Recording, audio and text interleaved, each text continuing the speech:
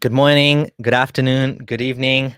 Welcome to another episode of the Two Abdullahs with your two favorite naughty slaves of Allah. Today, we have a really interesting episode coming up. And as you may have noticed, this is on a new channel. So if you are new here, please do subscribe.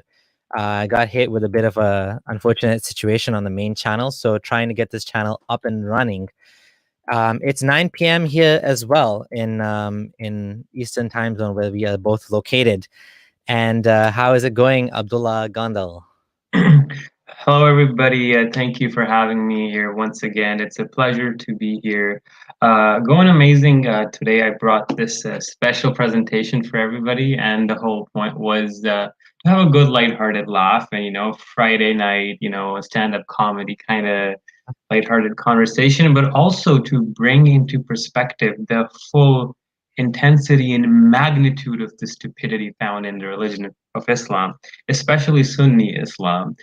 And I mean, I kid you not, it'll be hard at times to hold our laughter. But that's what we will be doing. Now, we have about 150 hadith and verses, about 160 something to be exact. But obviously, we can't get through them all. There are about 100 slides. So we will try to get through as many of them as we can. And we'll periodically take calls about every 5 or 10 slides and take your guys' viewpoints as well. But before we get into it, I remember my friend Samir had something to say about the Paris attack that happened today, which was really unfortunate. Oh yeah. Let me just load that up on the news article. What happened there? So, Paris attack. So what happened is, can you say what happened? Or I just look it up. Oh Yeah. yeah, So fatal what? egg attack.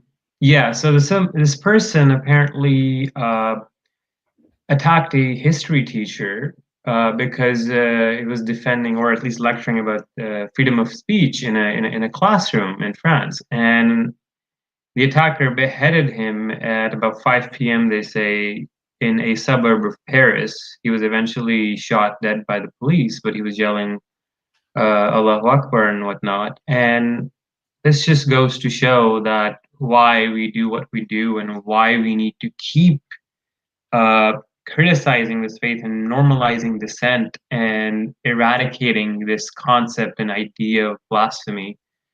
Um, it's very, very unfortunate what happened again. At the same time, I'd like to say one thing, that we cannot keep turning a blind eye towards this, saying that, oh, Islam has nothing to do with this. Islam is a religion of peace. Let's be realistic. Let's stop messing around. The problem is your books. Your prophet killed blasphemers and poets. His companions followed suit. And not only that, the earliest scholars of Islam have books and books full of this nonsense. And it's like Imam Ahmad ibn Hanbal, Shafi, Malik, all sorts of books you'll find. And until Muslims are willing to denounce these medieval scholars and these medieval scholarship that they keep idolizing, nothing's going to change. You have to explicitly come out and say that, hey, Ibn Taymiyyah's book, The Unsheathed Sword, is absolutely bonkers. Like, we do not need this. So, anyways, let's not Yeah. digress too much from the topic and get back to it. Yeah, exactly. Just obviously, we're not saying all Muslims believe this, and obviously, you can't just assume. I mean, support this, and obviously, you can't just assume that just because someone's Muslim that they would support such a heinous, evil thing. The majority of Muslims do not support it because the majority of Muslims are better than the holy books and the holy books and the holy teachings. Obviously, many of them, unfortunately, even today in this world, still see this as something that needs to be done in order to protect the religion. So that is unfortunate. And like you said, we don't want to, spend too much time on that. We just want to condemn this and move on. So to start with the presentation, and again, for those of you who are new here, please do subscribe. There's a new channel. We want to get up and running. And as well, I have a link for a mailing list and a link to donate, because we don't have any super chats today. We don't have any way of getting super chats. So all of the donations, if you want to send, it'll be through PayPal. So please do send them on there. Now to begin, Circus of Islam. Why did you call it Circus of Islam? What's the purpose there? So the point of calling this a circus is it's literally a circus. It's like a stand-up comedy show. And Like if you're talking about flying carpets, genies teleporting, possessing people, and then talking babies, and then dead meat making dead people come back to life, all sorts of absurdities. Like we'll see. Well, let's get into it because Uh, well, so start with the first slide that says floating mountains. So as you can see, it says in Surah 2, verse 63, and we took a promise from you and lifted the mountain over you. So basically, Allah was mad that these people aren't listening to him. So he scared them by just uprooting this mountain and just floating it over them, as you can see. And on the right side, we have Tafsir al-Jalalain tell us that again. We uprooted from the earth and placed above you when you refused to accept it. So this God is threatening people with floating mountains, which is quite ridiculous. yeah. Oh my God. So we have zombie birds.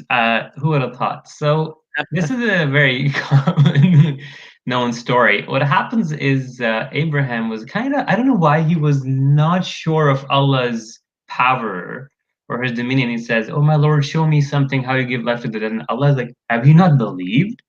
And everyone, of course, I believe. I just want to make myself satisfied, make my iman stronger. I need a sign from you, O Lord. So the weirdest thing happens. Allah says, take 4 birds and commit them to yourself. Then after slaughtering them, put on each hill a different portion of them and then call them. And then they all came flying together. So if you're on the right side, what he's saying is that he took the heads and he held the heads, and then he mixed together their flesh and feathers, then set a part of them on every hill in the land. And then he summoned them, and they came to him. So he called them, and all the parts began to fly back together, combining until they were all. So he was holding the heads, and this leg is coming flying, and then this wing is coming flying. Oh my God. And Okay. they add a lot of drama in the tafsir. They add a lot of content. Abraham took a peacock, an eagle, a raven, and a cock. So he took 4 different types of birds. I don't know how he found them. And just to highlight, Leeson on Faith's comment here, most Muslims are completely unaware of what is in Islam's early source material and what the Mujaddideen have written. It's so true. Exactly. And And the the thing is, like, reason what we'll hmm? I was gonna say the reason why you included tafsir is just to show that that doesn't mean this is the only interpretation, but this is like a legit Sunni interpretation. These are major scholarly works that have the tafsirs, the exegesis on the Quran. So we're not strawmanning or making up the meaning. This is actually what it means. All right, let's go to the next one. Oh, the F-16s here, the most famous, my favorite plane. But so we know that Allah sent an army of birds with pebbles in their mouth, and then they dropped those pebbles and they killed a whole army of elephants. Uh, Now, one wonders, like, what was Allah? This is Allah's F-16 army, coming in with those heat-seeking missiles, firing at those elephants.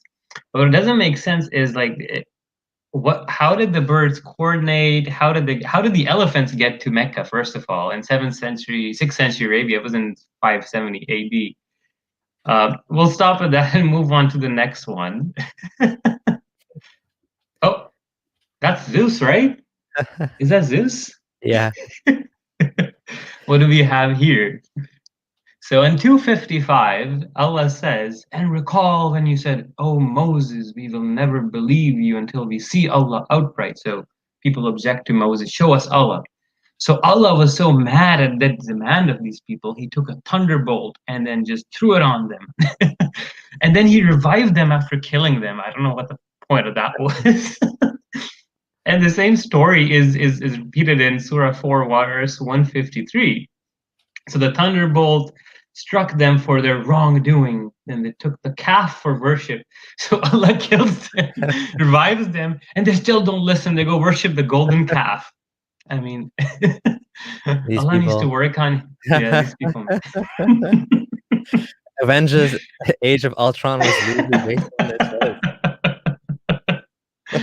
Oh Lord. It's kind of funny, yeah. And Yeah. it's interesting that these this thunderbolt idea and this idea of God up there was doing all of these things. Suddenly he stopped doing all these things, but early on he was so involved. He was like lifting mountains and throwing thunderbolts, It's like a sending miracle every birds. day, you know? Yeah, miracle every day, and now in like nothing. For 14 centuries, man. Yeah. Ooh. Is that a party and a table with Jesus and his disciples in the corner? Oh man, what is going on here? So Oh, this another is Surah interesting Maida. story. Yeah. Yeah. So this is an interesting story in Surah 5, verse 114 and 115. So here we see Jesus, the son of Mary, said, "O Allah, our Lord, send down to us a table spread with food from heaven to be for us a festival." And then Allah actually said, "Yeah, indeed, I will send it down," and yada yada yada. He sent it down. And when we get to the tafsir of Jalalain, we find out what it was on that table. So it says, "Verily, I shall send it down. But whoever of you disbelieves afterwards, after it has been sent down, I'll surely chastise him with a chastisement, and he's going to punish them a lot." So the angel descended with it from heaven. On it were 7 loaves and 7 large fish, so they ate of it until they were full, as related by Ibn Abbas. In one other hadith, it says that it consisted of bread and meat.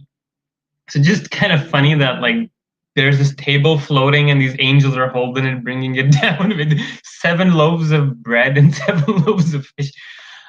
At least I'd expect Allah to give them something more sophisticated. I mean, bread and fish. Like, come on, give them something else, like spices, Yeah. garam masala. Yeah.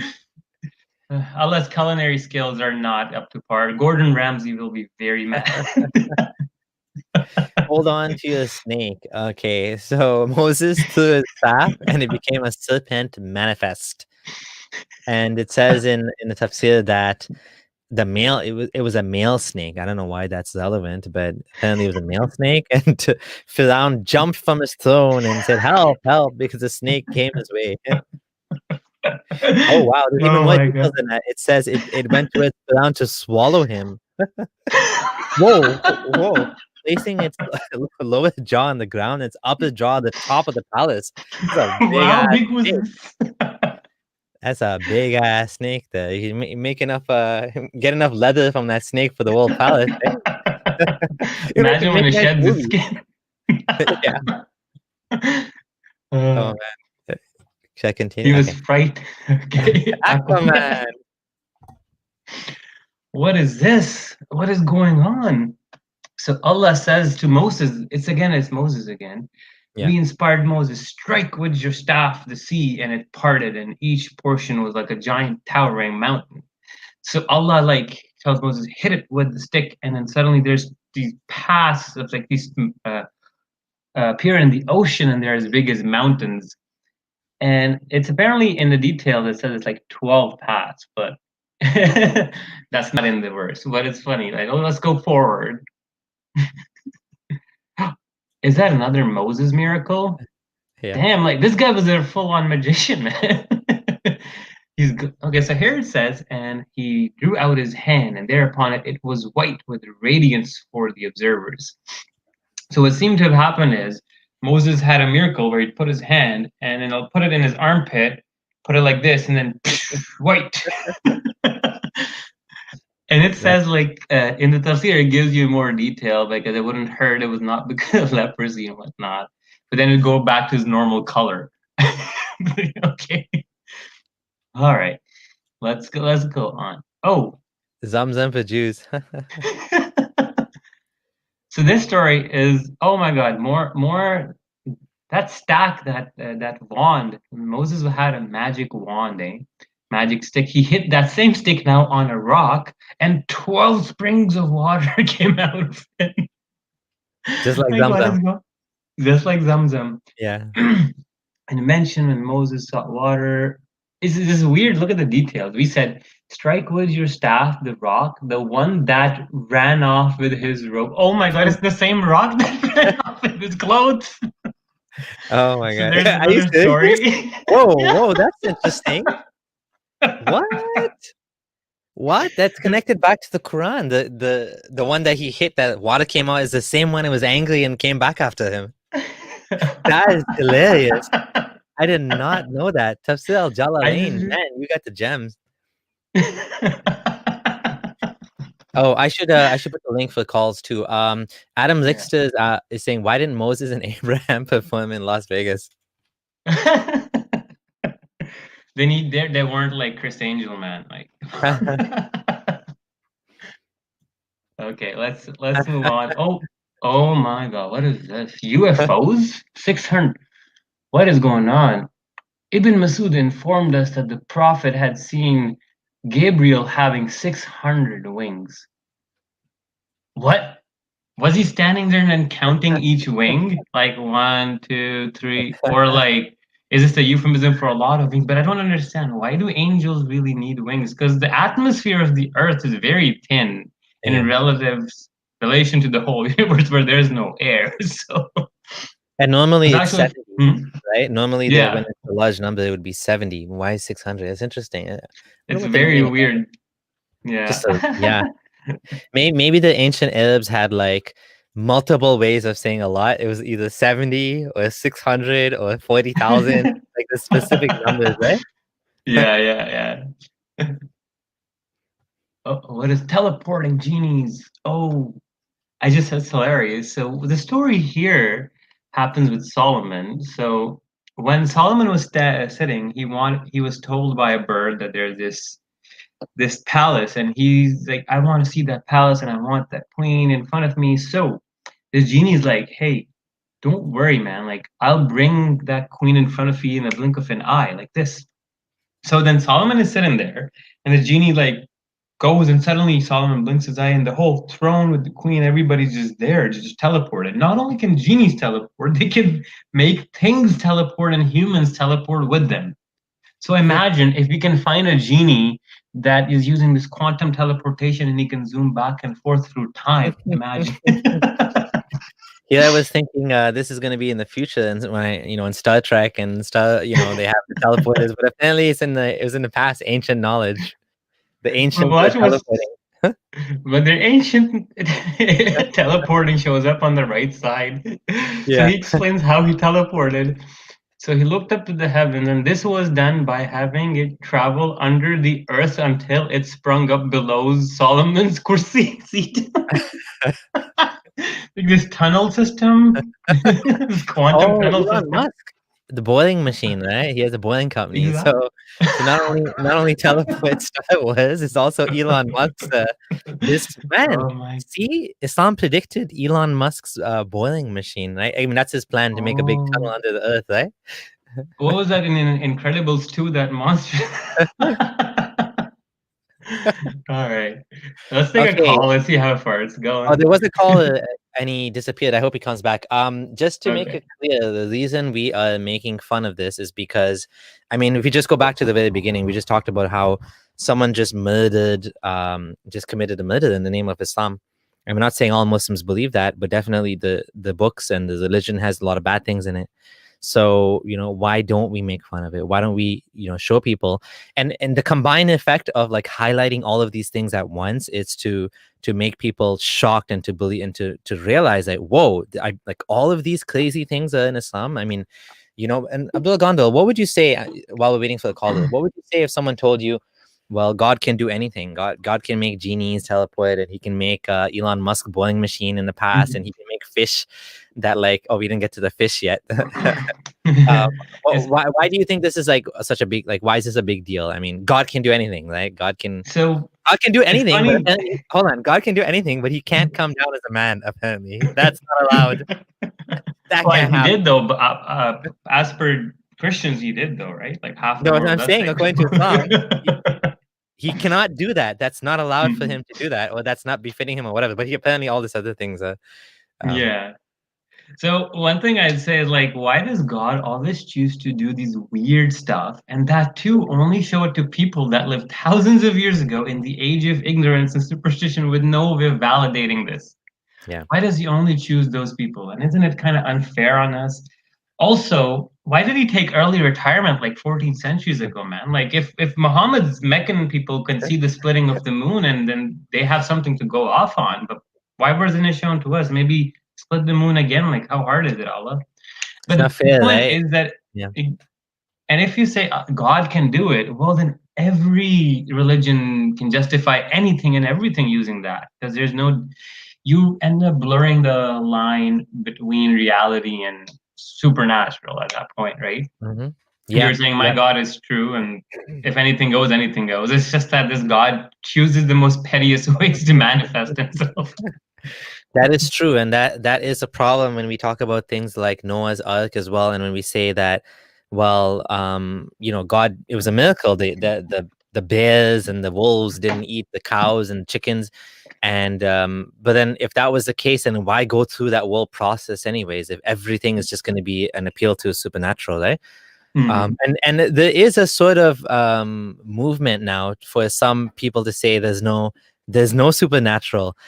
This guy, I mean, Mufti Abu Layth, I think, is one of them, and obviously Ismailis believe that. Ahmadis, they say there is no supernatural. So all of these stories, I don't know how they interpret them, but obviously we're talking about the Sunni perspective here, and we're going by that.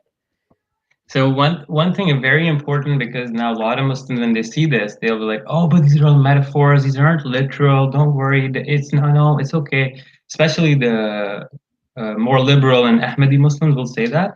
The Yeah. problem with that perspective is it's constantly rebuked directly by Allah Himself, where the Meccans would make the exact same objections to Muhammad, saying these are just old stories. None of this actually happened. In haza illa asatirul awwalin. So Allah would say, no, they're not just old stories. They're actually real Yeah. stories and they actually happen. So I'm excited. Yeah. you kind of end up in the same boat as the Meccans as soon as you kind of try to relegate the stories to metaphors. And the problem is, what is the standard? Who is to decide which story is metaphor, which part is literal? Little bit of it is metaphor, a little bit is. How do you know? Because at that point, you're depending on scholars deriving these interpretations, not God telling you himself, right? Zandaf, the med says, good point, Gondel. And one Thank more you. thing is, I was gonna say I'm excited. I'm waiting for the day where the Dawa guys will start saying that the stories in the Quran are not actually like there's just fables. I'm just waiting for that day because I think that's the next step after the whole scientific miracles is a wash now. The next big thing and the preservation is a wash now. The preservation of the Quran. The next thing I'm waiting for is the stories in the Quran are metaphors. And let's see if we can take a call now. Hello, Mr. Virginia. Are you here?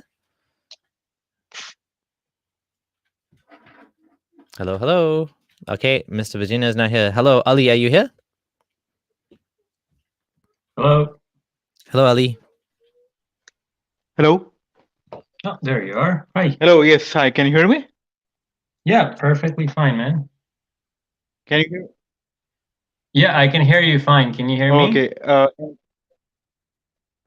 Yes. Yes. So, you're talking to me or Mr. Virginia? I'm talking to you, Ali. You can give us your question now. Oh. Oh. Okay. Yeah. So, I mean, in this stream is basically, we are boiling it down to miracles, right? We're basically kind of the gist of the stream is about the miracles, but the thing is, people believe in the truth of Islam not because of miracles, but it's because they believe in the truth of Islam for all set of other reasons, and that's a different debate altogether. And once they come to the truth of Islam because of that, and of the fact of an omnipotent God, then these things are kind of an extrapolation, a secondary matter, and no one bases the religion on the things that you listed today. Yeah. So, I mean, at the end of the day, we're not getting anywhere in terms of because Abdullah Samir mentioned that why not make fun of the religion because of such and such teachings. Then, I mean, no one's stopping. But at the end of the day, there are people who believe in it and base their belief in it on on entirely different set of things altogether. And then, go ahead. Okay, so one thing I would say is you made a point about epistemology, right? So if you say that, hey, I believe that the Quran is Allah's word, so from that point on, everything the Quran says is going to be right. And that's a problem because you have to judge a book. So in academia, there's something called we don't judge something by its internal mechanisms and beliefs all the time. You have to put it something outside to falsify, right? If you keep, if sorry, I'm hearing a lot of chatter in the background. Um, if you keep going with the idea that if God can do this, then he can do everything, then like I said earlier, there's no distinction between reality and supernatural, and you're trying to make your religion and the stories in your book sound more unfalsifiable. And like I understand what you're trying to say, that you're saying that the stories are unfalsifiable in a sense, but people don't care about their absurdity. They just believe in it regardless, and uh, they have belief No, in some see, prior to the stories, right? yes, yeah. I'm Yeah. sorry. You can complete your point. Yeah, that's my point. But it's the point of epistemology, right? Like you're saying, like, oh, I believe in Allah, therefore everything the Quran says is true. But what I'm trying to say is, Uh, when the Quran makes claims about the physical world and how these miracles happen, then these miracles leave or should have some reminiscence or some form of falsifiability to them, because then you don't really have anything, because you're just creating an unfalsifiable loop. You understand what I mean? Yeah, yes. I mean, I do, and from your the way you see it, you may be right, and I'm not, I'm acknowledging that. But what I'm saying is, when you bring in the methodological naturalism and keep Mm-hmm. that in mind as part of the philosophy of science, then Mm-hmm. one of the main axioms of it is that you have to leave supernatural, out of it. These are some things that are not in the Mm-hmm. same realm. And Mm-hmm. methodological naturalism actually entails that these things are not, we don't wear the lens of science when we look at these things at all. So this whole stream in that sense would be, out the window. I mean, I'm not saying that demanding that you stop do that. You can, and that's your freedom of speech. But at the end of the day, when you keep methodological naturalism in mind, then this is just criticism for the sake of criticism and making fun for the sake of making fun. And we're not, at the end of the day, getting anywhere with that. I would really disagree with that, because like I said, we are into how many slides are we in? Like 10? We have about 100 slides, and what I'm trying to showcase is that, like I keep saying, yes, certain amount of absurdity, people, Muslims will be like, yeah, okay. But buddy, like you're gonna see an amount of absurdity and stupidity that is at conflict with reason on every imaginable level. Okay? Mhm. Yeah. And that's what I'm trying to say. Is And it's yeah. this is not generic BS. What I'm trying to say is that the absurdity that I've compiled in one format, when you put it together and you view it holistically, you realize, oh boy, okay. And like I said, I understand your point, and I totally know the point about epistemology. But the point then again happens, and if you can say, then everybody can say, and then everybody's religion is okay, right? And I also understand your point about methodological naturalism as well. We are presupposing that, of course, but that is the best presupposition we can have based on the evidence. But Yeah. despite that, just watch the presentation and see how bad it gets. Just on a side note, I'm just want to ask: are you Muslim or a non-believer? I am a Muslim. Okay, so we might take you back later on, and I'll ask you a few questions about some of the things that we will come across. Okay, because some of them will be so Okay. outright like for example outright conflict with science that it's just really hard to make sense of them. Okay, but anyways, I'll get back to you. Uh, Do keep the link and join us later on. I'd like to talk to you later. Okay. Okay. All right. Yeah. Yeah. I Like mean, I do. I'm sorry. I do apologize in advance if I'm not there for the full stream. I've just got some things to do. No problem, But man. anyway, I mean, still nice talking to you, and you No, guys no, have a good totally. night ahead. thank Thank you, Ali. Sorry, Thank you. I I don't know. appreciate your nice cordial exchange as well. It's nice talking to you. Thank you. Thanks. I All don't right, know no what problem, happened to my guys. Bye. Yep. Bye. I don't know what happened to my computer, why it's crashed now. It's crashed twice, so I apologize for that. If it happens Oh, again. Yeah, blue screen. It seems like think I can share the thing too then. Oh, I have it. I have the Just in slides now. Okay. But just in case, yeah, you can share. You should be able to, I think. Okay. Hopefully it won't happen again. And Let's just go to a add, couple of slides. you want to do a couple slides before the next call? Okay. Just to Yeah. add to what you were saying, it is, which is what I was asking you just before this caller came and asked basically the same thing. And it is one argument. It's true that this is one way of presenting this information, and it has its flaws too. Right? It has its flaws that if you can always go back and say, well, it's possible. But the thing is, what we're trying to show is that any reasonable mind would not accept any of these things except for the fact that it's part of Islam.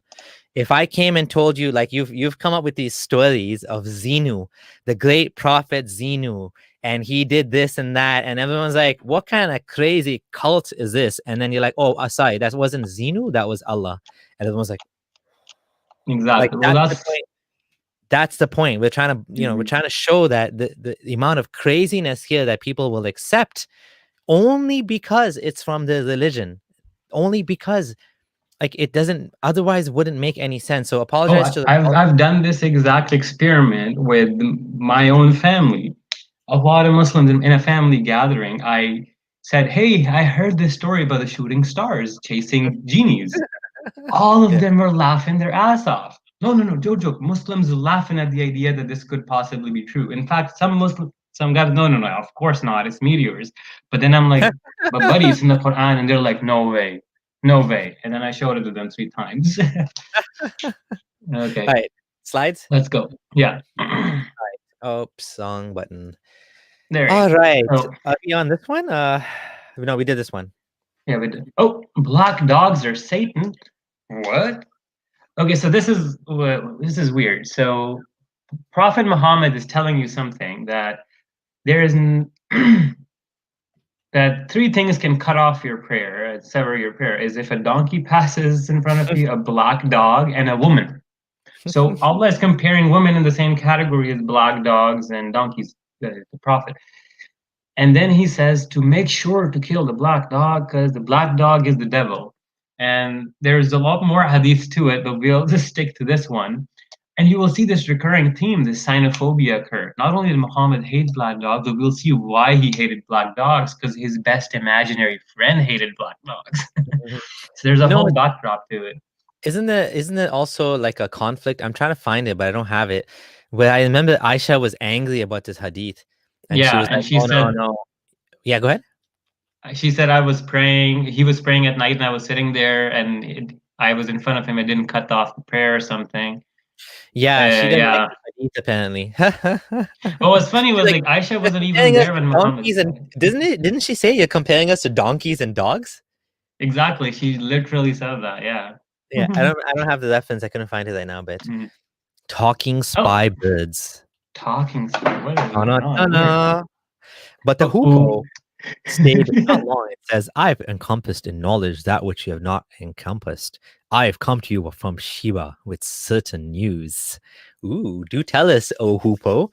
Indeed, I found a woman ruling them, and she's been given all things, and she has a great throne. I don't know what this obsession is with the throne. It's like, what the hell? It's like, why are you so worried about this? Yeah. This throne? Like, but hey, women queens. Remember that this is before Islam.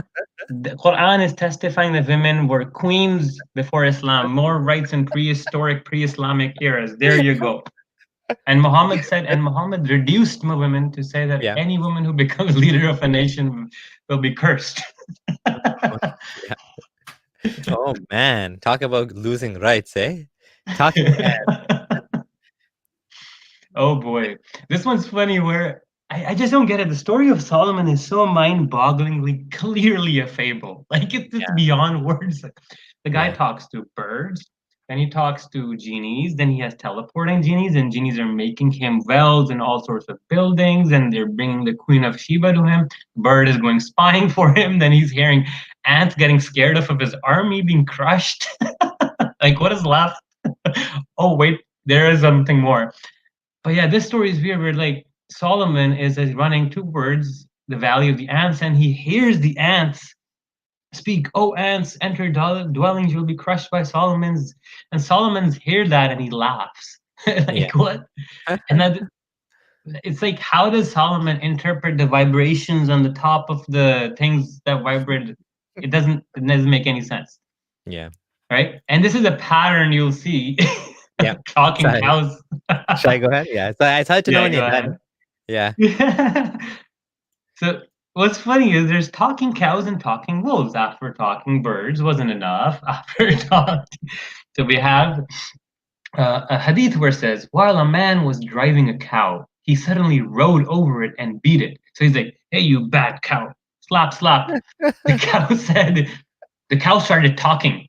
We have not been created for this, but we have been created for slapping. You almost passed up. On that, the people said, astonishingly, glorified be Allah, cow speaks. Even the people are like, what is, even Muhammad's contemporaries are like, this doesn't make sense, dude. The companions are like, what's going on? Like, this doesn't make any sense. No, then Muhammad ups it up a notch. He's like, oh, I believe this, and Abu Bakr and Omar believe it too, although neither of them was present there. That part is weird. It doesn't stop. Then suddenly, while a person was amongst his sheep, a wolf attacked and took one of the sheep. The man chased the wolf till he saved it from the wolf. Whereupon the wolf started speaking, you have saved it from me, but who will guard it on the day of the wild beast where there'll be no shepherd to guard them except me? Giving dawah. The wolf is giving dawah, man. You guys have to worship Allah because you have judgment, and who's gonna guide you when there's no guardian? Wolf dawah. There's what is it, like jinn dawah? The jinns give dawah, the wolf gives dawah, the trees give dawah. It's like, what is this? And then the wolf speaks, and even people are like, Subhanallah, how does the wolf speak? And then the Prophet says again, I believe this, but Abu Bakr and Umar too, and they weren't even there. What is going on? Oh my God. I took a class called Prophetic Dawah, and it's like you could make a whole class on this. Like when someone doesn't believe it, I believe it, and even this guy believes it, and he wasn't even there.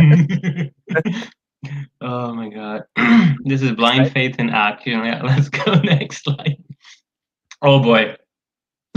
As if talking animals weren't enough, you have stones. This is even before Muhammad became a prophet. So he'll be walking by in the valleys of Mecca, and then suddenly he's like, hey, Muhammad, what's up? Salam alaikum, bro. And Muhammad's like, hey, stone, what's up, man? It's just like, he recognizes the stone. Like, the stone is a specific stone, too. You should have taken it home, man. It's like a little pet, right? You actually have pet stones, people do?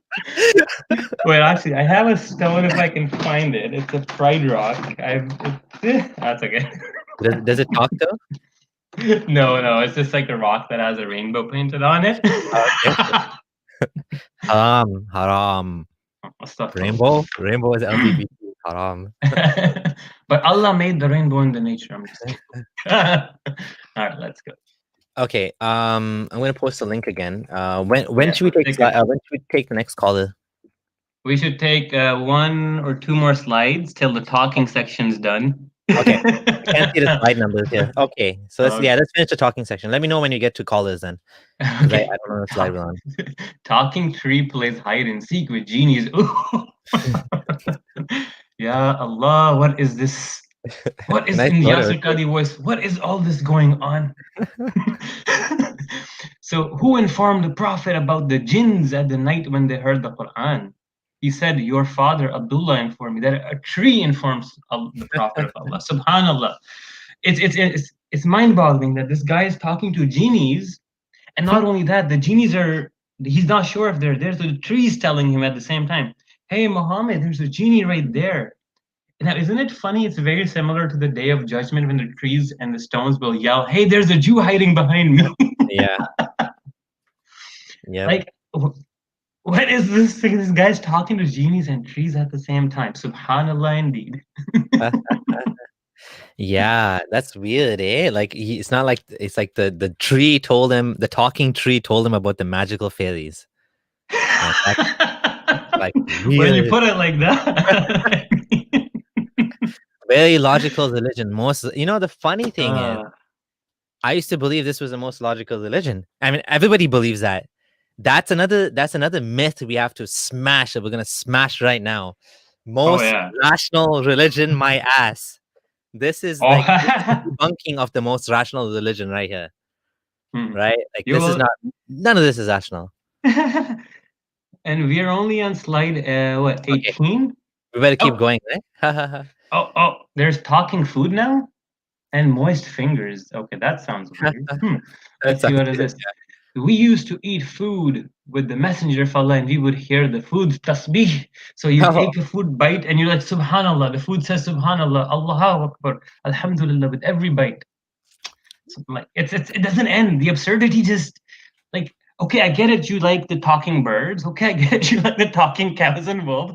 Okay, now food. Okay, trees. And then what's funny? Yep, go ahead. It doesn't stop. It said the Prophet was brought a container. So he's like, oh, let's put my hand in the water. And then it came out and everybody had enough water. One container fed the whole tribe. So there was this meme that they had like these small like water taps on the fingertips of mom. And you know, we gotta make this clear that it's not just, I mean, this is the Quran too and the Hadith combined, both have the same absurdity. I mean, some of the absurdity in the Hadith is like next level, but it's in the Quran too. Like we're quoting Quran, not just Hadith. It's all over the place, right? I love this. So go ahead.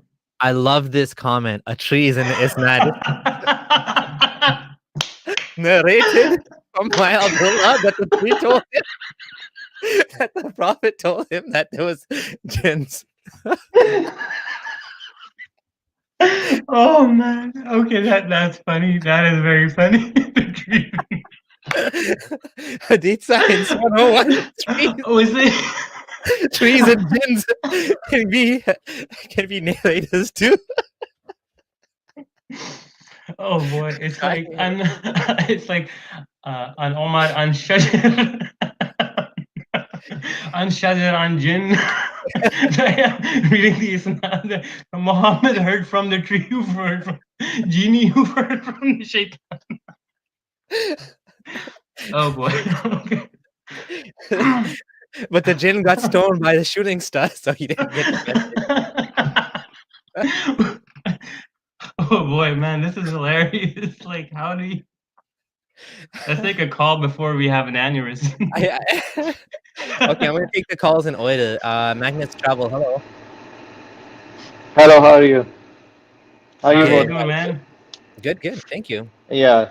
So I was going through like with my one relative in Oklahoma. He's a doctor, like around 50 years old, around, and I was going through with him, and everything. He all the time he comes on the health thing and afterlife health thing, and I couldn't find like something short so I can send him because on the hell. I don't know what's the history and like that. So all the time he's coming on, whatever I send him, he's coming on like afterlife and hell. That's all. He's not moving anywhere.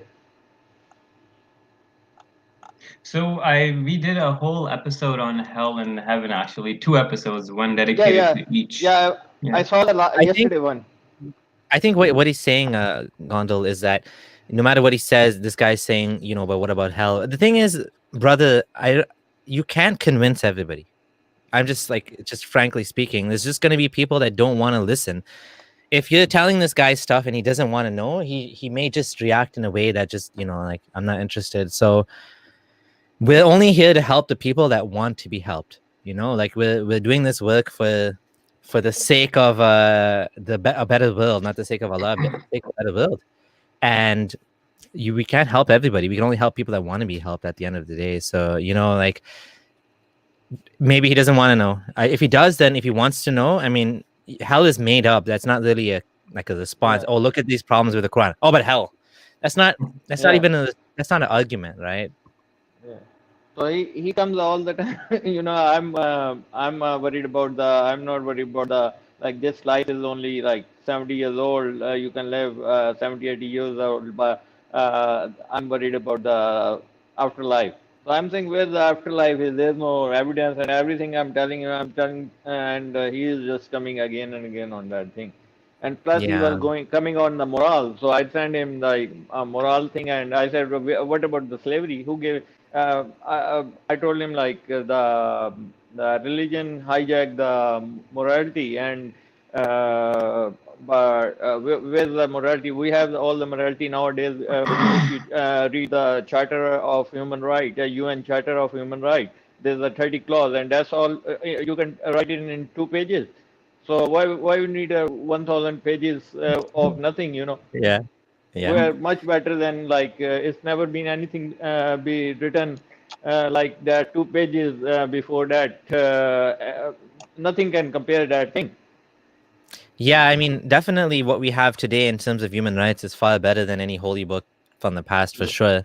I agree with you.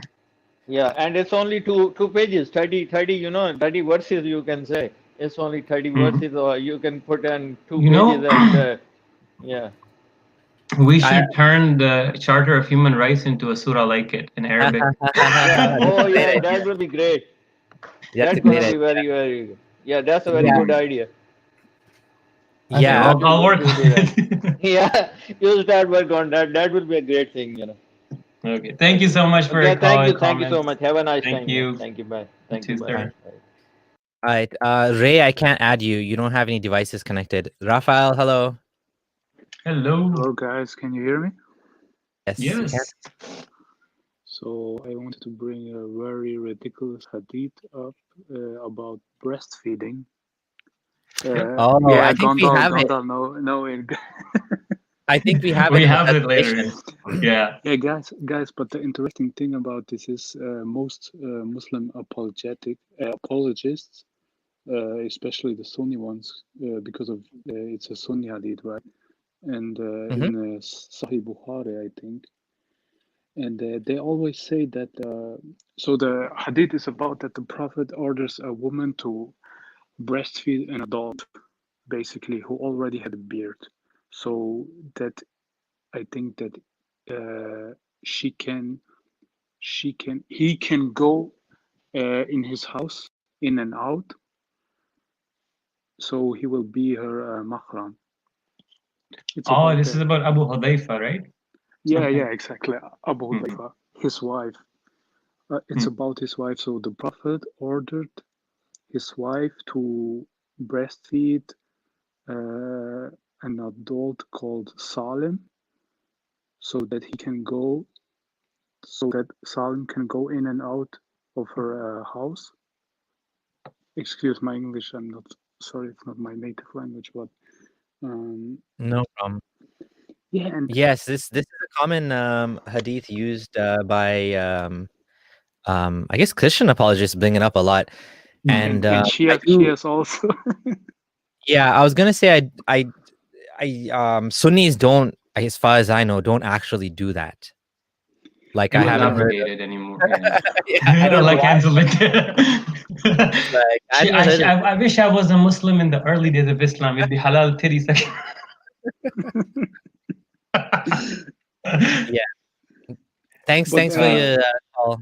Is there anything else you want to add? But because we do have a lot more slides actually on funny, hilarious oh things. yeah, sorry, but I just wanted to add that most of the Muslim apologists say that she didn't directly breastfeed You him. put in the cup. Yeah. But the funny thing is, the Salafi scholars like Sheikh al-Albani and Sheikh Ishaq al-Hawaini, I don't know if you heard about him, uh, those two guys said in an audio that it was directly, and that there is nothing sexual about breastfeeding or a woman showing her nipple and stuff like that. You really What? should 'Cause check it out. It's on YouTube. It's That's a very video weird about because that goes against the idea of modesty. Right? guys. But then again, the Guys, you slaves won't believe no that. shirt. If you hear that, you won't believe that. Mm. Sheikh Al-Hawani, he's from Egypt. He says that she breastfed him directly, and all the guys who say no, it's not directly, they lie. They feel just ashamed. Like this guy, Interesting, yeah. this sheikh is straightforward, like Well, Sheikh Al-Albani also. So you should definitely check this out. there's another variation. Well, in the future, what ended up happening was Aisha took this as a precedent that she could breastfeed anybody, but she didn't have milk of her own, so she sent it to her sisters. It's so ridiculous. And the Shias, they say she did that so that a strange man can go in and out, like in her house after the Prophet's dead, so that she might did something. I don't know. With them. I mean, she was young, so I wouldn't put it past her, and she's already been in a scandal. Yeah. Yeah, but all right. Thanks for your call, man. Yeah. Okay. Thank you. Thank you so much. Thank you so much for calling. Bye, guys. Thank you. Bye. I'm just looking it up on Islam QA. It does say that Al-Qurtubi and a number of other scholars understood this verse can only occur. Well, the mahram relationship that is the same as the mahram relationship to blood ties can only occur within the first 2 years, because according to the Quran, you can only breastfeed in the first 2 years, and it says this is the view of Zuhri, Qatada, Ash-Shabi, Sufyan al-Thawri, al-Wazai, al-Shafi, Ahmed, Ishaq, Abu Yusuf, Muhammad, and Abu Dhar. So just to not strawman Islam, because I don't like to misrepresent what Muslims actually believe. This is a very, very fringe opinion of this Egyptian sheikh that you mentioned, because I just looked it up just to be on the safe side, because I know as a Muslim I've never ever like heard of this happening. I know the hadith is there, but people have to realize that the hadith being there doesn't always translate into an actual ruling, right? Because it can be abrogated, or it could be like whatever. There's so many ways, right? So just to be fair, yeah, this is not. It was 10 sucklings, then it became 5 sucklings. Yeah. So imagine you have to so if he's, oh my God, just to think about it, if he's saying that it has to be literal sucklings, so you have to go to the lady 10 times to suck her nipples to get the milk. And even if it's not literal suckling, even if it's like you put in a cup, it is absurd. You go to the lady 10 times to drink her milk, so she what are you trying to do? That's weird. Yeah. I want to share the slides again. Okay. Boop. Okay. Oh yeah, we did this. So we went through the moist fingers. Oh man, this magic spit water trick. Ooh. So we were in the company of the Prophet, and the number was there's about 1,400 people with Muhammad, and they camped at a well, and it was dry. So they informed Allah's messenger, of course, and he magically comes at he got like toot in the well, and and he leaves it, and then it fills up with the water. And not only did the people drink, their riding animals all finished it. So Muhammad spat in a well, and about 1,400 humans. So and all of their animals drank it. This is some weird magic spit, holy spittle, the holy divine spittle. Disgusting. Muhammad's spit makes an appearance over and over and over again. You will see. Angel army. It's kind of like the. So here is talking about one instant where it says, "We will reinforce you with 3,000 angels." But we instead did it with 5,000, and then they had these markings of distinction on them. So I can imagine that the Muslims are fighting in the war, and then these angels come wearing, I don't know, these bandanas or something with color coded, or like these armbands, so they know who's who. So the angels don't confuse and kill the Muslims. I don't know what the point was that, or the Muslims know. That's true. The Muslims don't even know what these people are, right? Yeah, we're just fighting, and these like thousands of angels are coming out. Right? Yeah. But it's just bizarre just seeing this whole thing. And the funny thing is, like, angels came and helped in Badr when the Muslims won, but when they lost, Allah was not sending the angels, although He had promised He would, right? So And it's so funny. hold on a second. Here's another funny thing. It's a specific number, 3,000 and 5,000. Like, why? Why does it matter? You can send 5. That would be enough. You can send one Gabriel who covers the whole horizon with the 600 wings. Like 5,000 angels. Like, what kind of stupid angels are these? It's not or really like good what, at fighting 1,000 people. Qurayshis, you need 5,000. This is so ridiculous. Right? Anyways, fine. Allah needs to work on his U.S. military can train the angels. Yeah. What is this progeny of Satan? So here it says, we said to the angels, prostrate to Adam, and they prostrated, except for Iblis. He was of the jinn. So what they're telling him, and then you'll take from him and his descendants as allies. So apparently, Satan has a whole lineage, a whole army. Like like there's a lot of angels, there's a lot of Satan. The big Satan is chief of army staff, is chief of family affairs, and then there's this whole little army. So that's interesting that there's a whole army of Satans.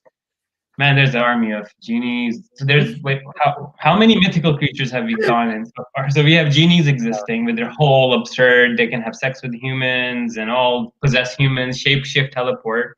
Then there's these angels that have wings and they fly around with 600 wings, carrying messages from God, cutting up people's chests to clean their hearts out. And now we have Satan, and then angels are fighting in the battles. Like, I could actually write a whole fantasy novel out of this, honestly. Sounds like Lord of the Rings. Yeah, it does sound like Lord of the Exactly. Rings. It's like Warcraft or something. Seriously. It's like that movie. Seriously. This Oh, one man, was let's go. hilarious. Allah has a boat. I'll let you do this. Amazing. Right? Like, like he had a throne on the water. I mean, if it's on the water, it's pretty much a boat, right? So Allah is like riding on a boat. And it's funny is, it was the throne was floating upon the water before Allah had created the universe. So this is before the Big Bang. Somehow H2O is existing, and Allah's. What's the point? The point is that this is again a clear borrowing from the water creation myths that we see in other mythologies in the past. Now, what's funny is it gets worse. On the Hadith you read is, I said, "O Messenger of Allah, where was our Lord before He created His creation?" So the Messenger said, "He was above the clouds, below which was air, and above which was air and water. Then He created His throne above the waters." Something like celestial ocean floating, and Allah just writing it. Like, come on. Yeah, and just to be fair, this is a Hassan Hadith, but this is the mythology of the world that they believed in. They used to believe there was an ocean in the sky. I mean, it makes sense. Where does rain come from? It must be an ocean in the sky, right? There's an ocean below us, there's an ocean above us. And we see the same thing in the Bible. The firmament was open and the water came out. And I mean, it's very 7th century for sure, right? The ocean in the skies. Hold on a second. Oh yeah. Can't Allah do a Thanos snap?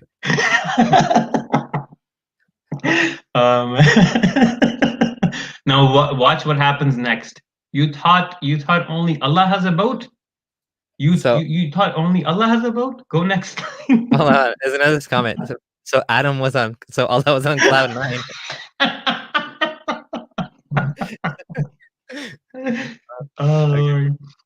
Oh, oh, Satan has a boat too. Oh my God.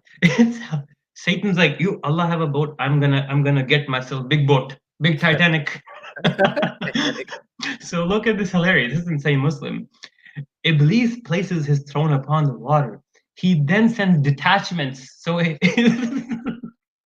so this is the HQ, the Satan HQ on the water island or something. Yeah, and if people are kind of wondering why, like, I was confused about this too. A lot of us modern people, modern Muslims, were confused about this whole water thing. Like, why would there be water? Because we know the world wasn't water before, right? And what I finally understood is when I was watching Crash crash course mythology is that a lot of ancient peoples have these myths of coming from water, because when you look at the ocean, all you see is water, and it goes on forever and ever. It seems to be going on forever and ever. And on top of it, they didn't know that the Earth was round and a globe. So when they see the water and they see that the water has been there, and they haven't been there for a long time, but the water has always been there, the whole life.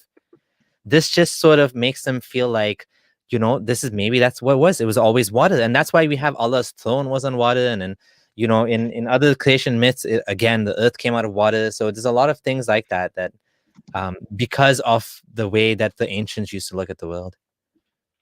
Mm-hmm. And you can see like it's repeated over and over again. And what's funny here is it's almost like they have these parallels. Like Allah does something, Satan's gonna be the same thing but counteract it and try to imitate Allah, and so he has. Yeah. and it doesn't like the implication of it being a throne means it can't move, so it's like a standing boat, literally. It's like a houseboat. It's not a boat that actually well, I don't know if he has like engines or jet engines in the back or something. It's eight angels, eh? It's like 8 angels. It's right here. It's the next slide. All right, perfect. This one is very funny because it doesn't matter if it's 8 angels or 10 angels or 5 angels. Allah doesn't even need angels. He's all powerful. He can float by himself. You would think it would be 4.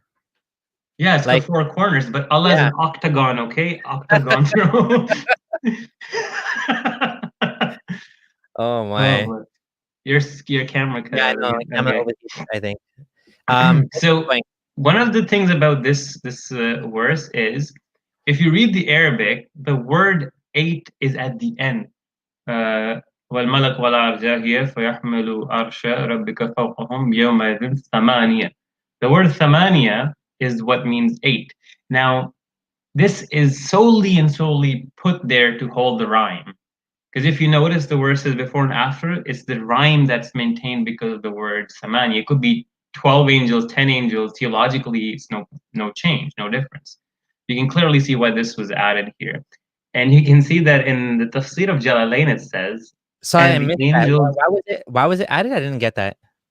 So if you were to read the ayat before and after, or the whole theme of the rhyme of the surah, the word samaniya, the word 8, is just there to hold the rhyme. Because theologically, 8 has no importance. It could be 7. Oh my. Are you serious? Yeah. If you open show it to the people, Surah 69, let's just look at the verses so you'll see. Okay, yep. Yeah, just those 2-3 ones. 69, 17? Yeah. 17, right? So as you can see, like we'll start from يوم يزيون وقعت الواقعة. Yep. وانشقت السماء فهي يومئذ واهية. Yep. والملك على أرجائه يحمل ربهم يومئذ ثمانية. So that ثمانية, واهية, واقية, خافية, the next one, they all rhyme. And ثمانية is very important to hold the rhyme. Kitabiya. Yeah. Kisabiya. So that's one thing I noticed too, that it could be 7. Radiya, Aliya. Yeah, you're right. Amazing. This is wow. That's a fantastic point. I didn't even know that. That's really interesting. All right, should we take more callers? Now's a good time. Let's take a few callers. Hey Ray, I know you've been trying to get on for a bit. How's it going? Hello. Yo, bro. What's up? What's up, man? How's it going? I'm doing good, bro. What about you? Good. Thanks.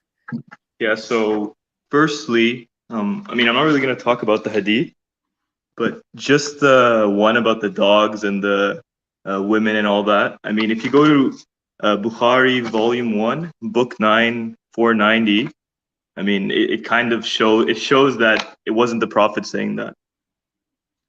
So, say that again. Okay, Well, say that again. I'll type it. Okay. The one about the cutting of the dog and stuff is actually narrated by a few different sources. Oh, you're talking about the prayer. Oh, what? Yeah. So I'll explain. It's got a few narrations to it, so it's not just one-off. It's actually often reported by different Sahabis, and then there's a counter report by Aisha claiming that no, the Sahabis all collectively misheard them, even though she wasn't even there when this happened. And then there's like back and forth that I was standing in front of the Prophet and he was praying, and I just pulled my legs, and his prayer continued. His prayer wasn't invalidated. And then there's another opinion where it's just for women who are not your mahram can do the invalidation, right? So there's I variation. have But yeah. Ray, I do have a reference, another reference for you. Mhm. That is a Sahih reference in Jami' Tirmidhi that says it was directly from the Prophet. It says, I was one of those who held the branches. So he was shading the Prophet while he was doing the khutbah. So I guess they didn't have air conditioning back then. And he said, if it were not that dogs were a nation, and I would order that they would be killed. So kill everyone among them that is black. And then saying, if you keep a dog, not they, I mean, he is saying, if you keep a dog. So like Gondal was saying, there's more than one hadith on this. So, but yeah, maybe for that specific point about the yeah, exactly. Like we can go back and forth on that. I don't think in that case we'd make much progress. But okay, yeah, I found a bunch actually. Yeah. So I can look on that specific hadith. I don't think. What was your point though? Your point was it's not a good hadith? No, I was saying that what's it called? I was just pointing out this hadith, and then there's a lot of different hadith saying that, and So I mean, you guys have better points. So I was just pointing out this one. But anyways, just to be fair. Yeah. How about this one? Well, that's pretty clear. Yeah.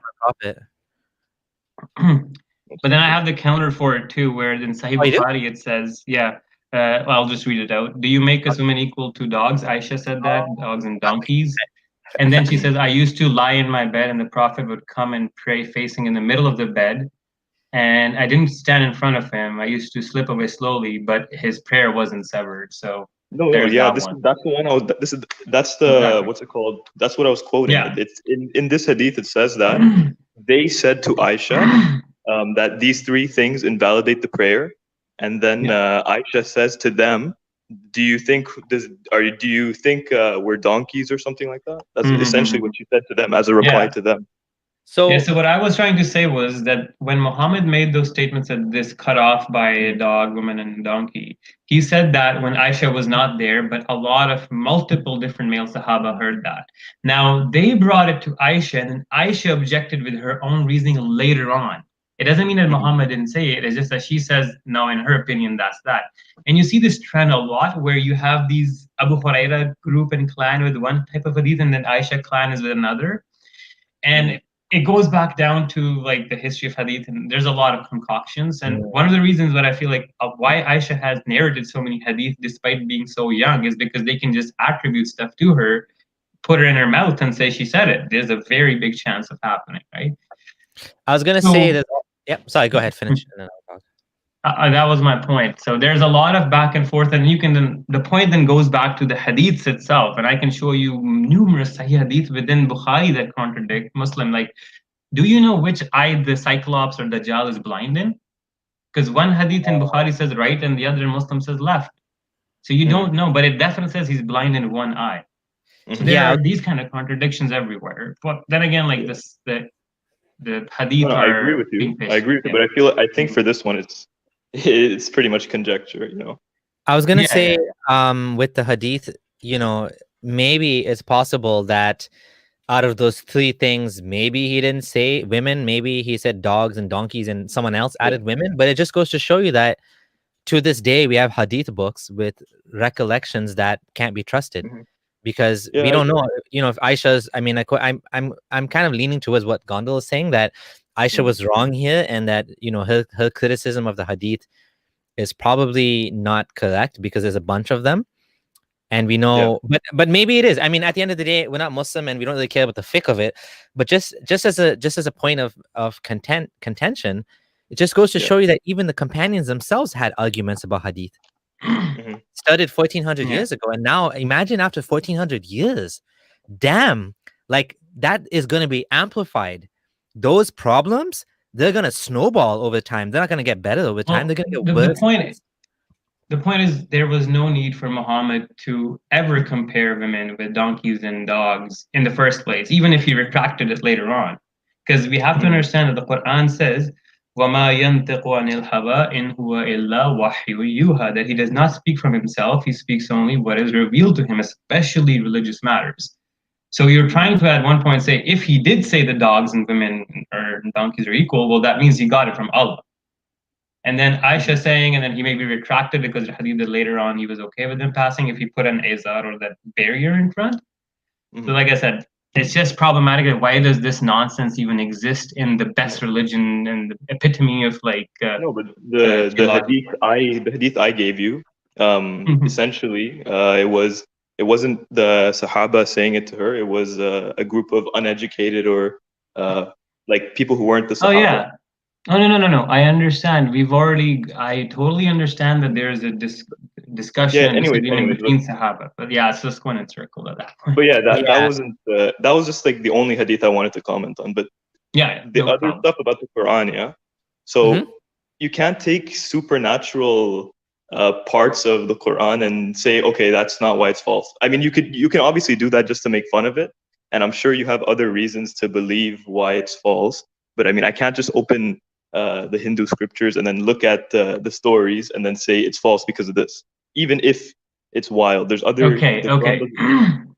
I'll ask you a simple question: do angels exist, and can you prove me they talk to humans? That's the fundamental supposition of religion. Because if you can't prove that, then I have no reason to accept any of your supernatural premises. I don't need to give you any benefit of the doubt. I need to analyze your book.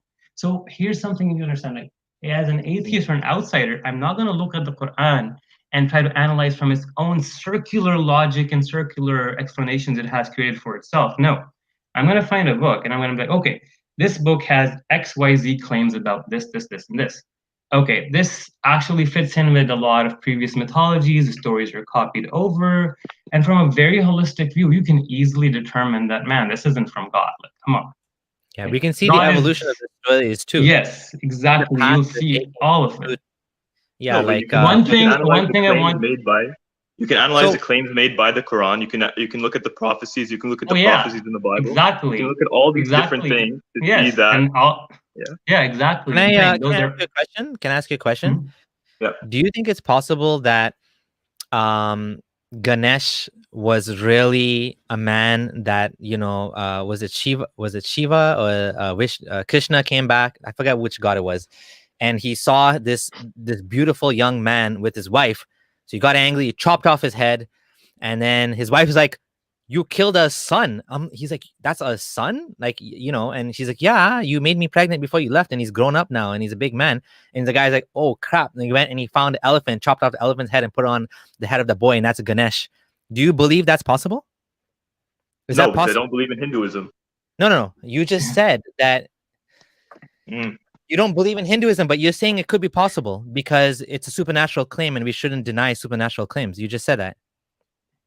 I mean, you can't verify any. If the prophet cut off the head of a companion and he put an elephant head on it, and that elephant head became his best friend, is that if you read that in the Hadith book, you'd believe it?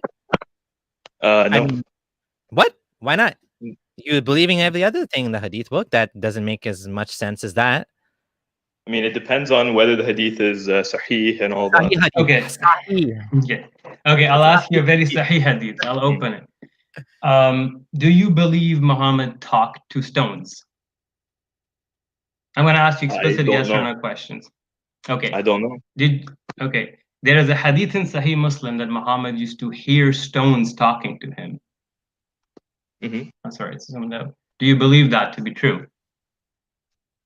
I would have to look at the hadith and then. Well, I'm showing it to you on screen right now. Yeah. It's in Sahih Muslim. I mean, I guess, yeah. I'm wondering why you're even doubting it if it's in the Hadith. I mean, as a Muslim, you have to accept the Hadith, right? Yeah. So, and the thing is, now here's something: if you doubt Sahih Muslim, then you doubt basically all of Sunni Islam, because the Hadith in Sahih Muslim are in doubt. Then Bukhari goes under the truck, and then like that, all other books, right? So what I'm asking you, do you explicitly believe that stones talk to Muhammad? If this hadith is true, then yeah.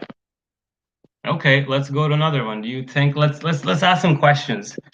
Let's go to another hadith. By the way, go I to hope the you don't next one. mind, right? Like we're just having a conversation here. So if you Yeah, don't feel bro, comfortable, no, it's fine. Yeah. Like, just feel look, free and I say, don't know much about hadith and everything, but I Okay. was just trying to explain to you that it doesn't make sense to look at supernatural things in the Quran and then based off that you say, okay, yeah, Of this is course not not. true because we No, can't no, no. This isn't empirically the verify. primary argument. This has never been the primary argument. I'll give you an idea. Like, Yeah, I that's have fine. Then, criticize that's the fine. Quran from a preservation perspective, from a theological perspective, from a moral perspective, from the perspective of how it was revealed, a neuroscience perspective. And Yeah, that's now perfectly I'm fine. coming to this perspective, right? So when you holistically view things, yes, it's very easy to see it, for me at least. Yeah, I see what you mean. I know what you mean. I get what you mean. But That's yeah, like perfectly do fine. watch this presentation because I think you missed out on a bunch of the hadith that we've already gone over that are. I'm going to ask you one more thing. Do you believe that cows and wolves can talk? Where does it say that? Like, wait, show me the I'll show hadith. you. Yeah, right. I want to do this with you live. There you go.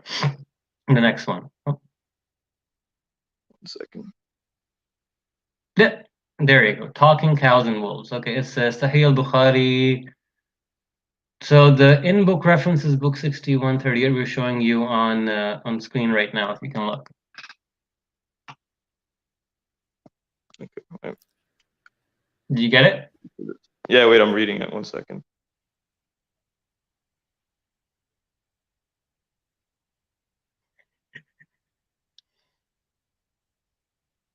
Yeah. yeah. Yeah, that's Sorry. fine. Do you believe that? Yeah. Okay. So do you notice a pattern here?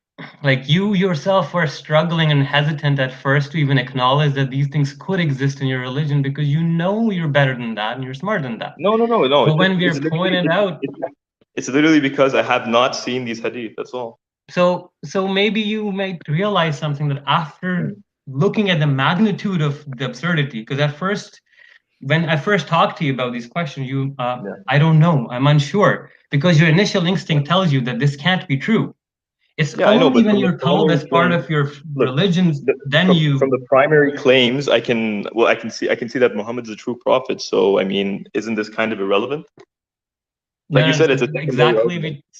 So we talked about the epistemology part a while back as well, and that was the same thing I'm addressing again. That if you claim that Muhammad is the prophet, then you can justify anything and everything. Like anybody else could claim that, hey, I believe my prophet is true, and they can justify anything and everything. The point is when you're an academic and an outsider, you don't analyze the book with its inwards and internal logic, because that's circular. You have to pitch it against something outside of the book. Even the Quran admits that when it says, "Afala taqilun, afala yaqilun," don't you use your brains? When Allah says that, Allah is reducing human rationality as the base and then using that to analyze the Quran. Okay. So there's a lot of things I call this as the unfalsifiable fallacy, where Russell's teapot comes to mind, where if I say that, hey, there's this teapot floating between the Earth and the Moon, orbiting the Earth, but it's super, super, super tiny that no telescope can detect it. But it's still there, and I believe it's there. Can you disprove to me if it's not there? And if you can't disprove to me, then it exists. I see what you mean. Wait, yeah, so this is are you saying that you're saying that the Quran cannot prove itself? Oh no, that's no way. Yeah. You should never use any holy book. You should never use any holy book to prove itself. That's circular reasoning. It's like saying Allah is the prophet of God, Muhammad is the prophet of God because the Quran says so, and Quran is the word of God because Muhammad says so. No, I'm not saying that. I'm saying it poses certain challenges, and if those challenges aren't met, that can be used as proof. Yeah, but I don't see. Yeah. That's a but then again, you then admit. You guys would disagree. You guys would disagree. You guys would say that obviously these challenges are. Yeah, go on. Again, as soon as it challenges us, it also admits that our rationality has a basis in validity to judge its veracity, i.e., the Quran's truth.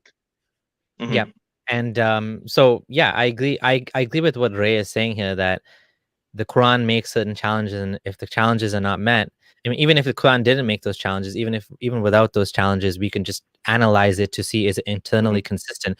Because the Quran makes certain claims that it's internally consistent, that it's externally consistent, meaning that whatever it says actually happened, that it's every single statement in the Quran is true and actually happened. And basically this, it's a miracle and all that. So it's from God. And if there's even one statement that is incorrect, just one, that means the whole book has to be thrown out, right? And then the Quran also says it's preserved, Allah is preserving it. So if it's not preserved, we throw it out as well.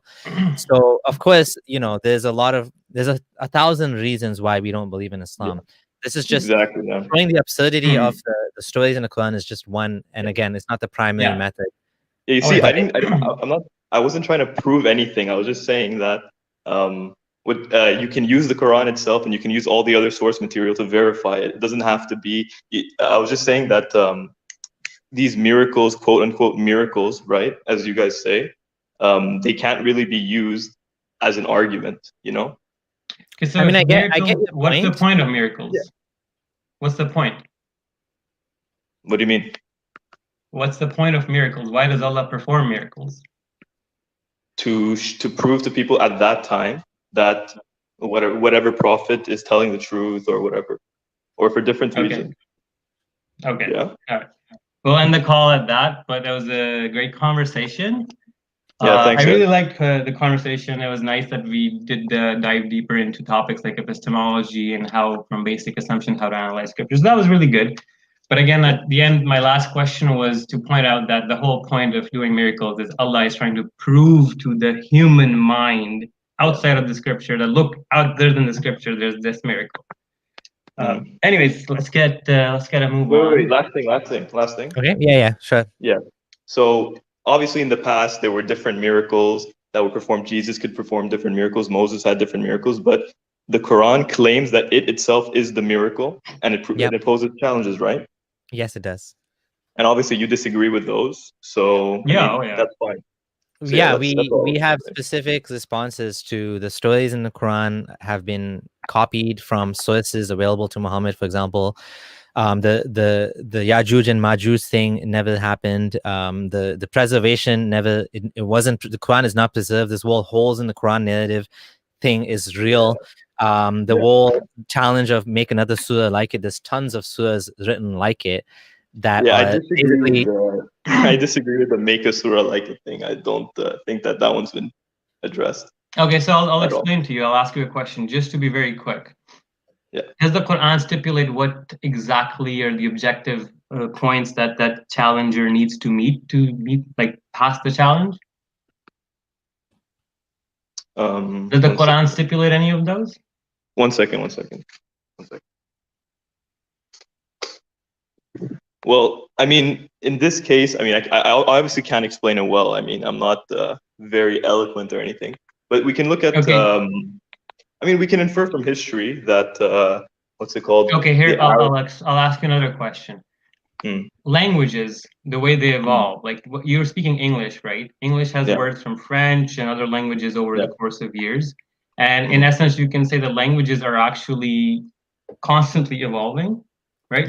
So when the Arabic of the Quran was revealed, the Quranic Arabic was contingent upon these same very principles of borrowing and whatnot from many other languages, Aramaic, Syriac, whatnot. Muhammad did it too. In fact, Muhammad would arbitrarily carry words over to the Quran and then give them a new meaning and even just put words there to maintain rhyme. Now, if Muhammad is allowed such privileges under the subjectivity of language, can the challenger not use that? What is stopping me from writing a phrase that's half in Arabic, half in Urdu, and one word in English? Because the Quran doesn't stipulate any objectivity on the challenge. Yeah, the Quran, there's no conditions for this challenge. So just a surah like it, and when people write surahs like it, sometimes Muslims will say, "Oh, it borrows too much from the style of the Quran." Or they'll say it's not enough like the Quran. It's a subjective challenge. It's a troll. And the Quran borrows from pre-Islamic poets. So the challenge is trolling. That's not true. The fact that it borrowed from Islamic poets. You cannot win this challenge because it's not an objective challenge.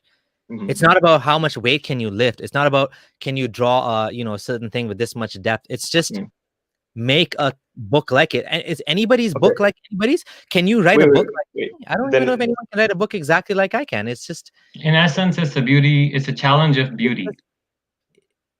Okay, then why couldn't the Arab poets who were there at the time? They did, though. They did, though. That's the masters of thing. the language. Why couldn't they do it? They did, though. That's the thing. And also, like, if it's just a pretty book in a pretty language, in essence, the Quran has some parts that are beautiful, I'll admit, the Amma Para, but then if you look at the content of some of them, it's just kind of absurd. It's a pretty book with good poetry, but a lot of stories. so That's all we're going for. you're saying, how do you know that they didn't? How do you know that they didn't? Like, just show me, obviously. You can. Well, you this guys is can the show me problem. that. The problem is that the majority of this information that we're getting has been preserved by Muslims. Even Mufti Abu Layth has admitted this. He said that the problem with this challenge is that the victors, meaning the Muslims, are the ones who decided what hadith was preserved. And of course, what did they choose to preserve? The most silliest, poetry of Musaylima, like it's an elephant and has a ropey tail, and it's like the silliest things they come up with. There was another man by the name of I think his name was Abdullah ibn Abi Salt, and he has a bunch of poetry that was actually like Quranic / biblical prophecies, Day of Judgments. But the problem is we don't know for sure. A lot of it is fabricated, and we don't know, and scholars don't know like what was actually written by him and what was written by people after the fact, and is being sort of like, I forget the technical word, but they're basically attributing it to him. So unfortunately, based on the way history, just like, when you look at science, when someone asks why is there not a lot of fossils, you need the exact conditions for a fossil to be saved. It has to be preserved right away. It has to be covered with a certain type of soil or whatever. The majority of fossils, we'll never find them because they get destroyed by nature, right? The same thing when it comes to the history of Islamic history. We just don't have the information because Muhammad killed the poets that were against him. Why would he kill poets?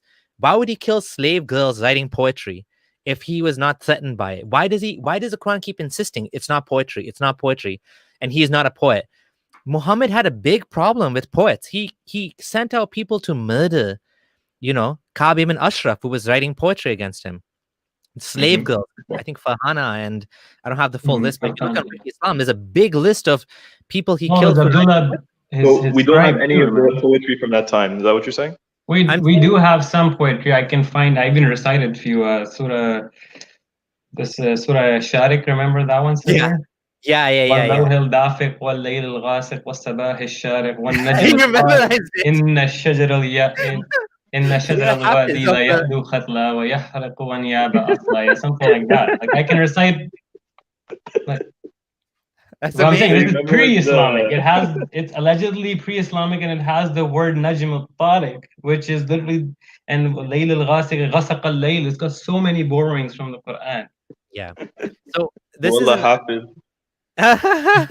Yeah, Hafiz, man. Oh my God. Okay. Anyways, bro, this is a good discussion. Again, obviously, I'm not like I'm not a scholar or anything, so I can't really voice my opinions properly, and I kind of just woke up and all. So good, man. You did no, that's totally fine. You did good. I really enjoy conversations where I don't have to feel that I'm supposed to be yelling or you're gonna yell at me. We can be civil, agree to disagree, we just did, right? And I appreciate that. Yeah, thank you so much. So we want to get back to the slides though, and because you took so much time, the other caller is gonna have to wait. Sorry, everybody. Yeah. No apology. No problem. That's a nice conversation. That's the whole point. That's the whole point, right? Do call again. Thanks. Bye. See you. All right, back to slides, and then we'll take the next call. So let's get back to it. So here's an interesting one where Allah tells us that in the day of judgment, you will come and then you will reach the hair fire, and then their eyes and their hearing. So your ears will start talking, and then your skin will start talking, and then your fingers, your eyes, and then you will be talking back and forth to your body parts. Hey, hands, why are you talking about me? Oh, and it's gonna be just weird. This weird torture anime psycho scene is gonna be going on. Well, let's go on. Okay, so this is shout out to Yasser Qadi first. Okay, Gog and Magog, Yajuj Majuj. And so one thing is this tribe is apparently hidden behind a wall. So the story goes that Dhul-Qarnayn, who is allegedly sometimes known as Alexander the Great, let's just call him the man with two horns. He's going and comes across a tribe, and he's like, "Oh man, these guys like cause us a lot of trouble. Can you save us?" So he's like, "Yeah, sure, bro, no problem. So I'll erect between you and them a barrier." And then he's like, he gets iron, and then he gets like copper or some stuff, and then he melts it and he puts it between the two mountains, and then the Yajuj and Majuj are stuck forever.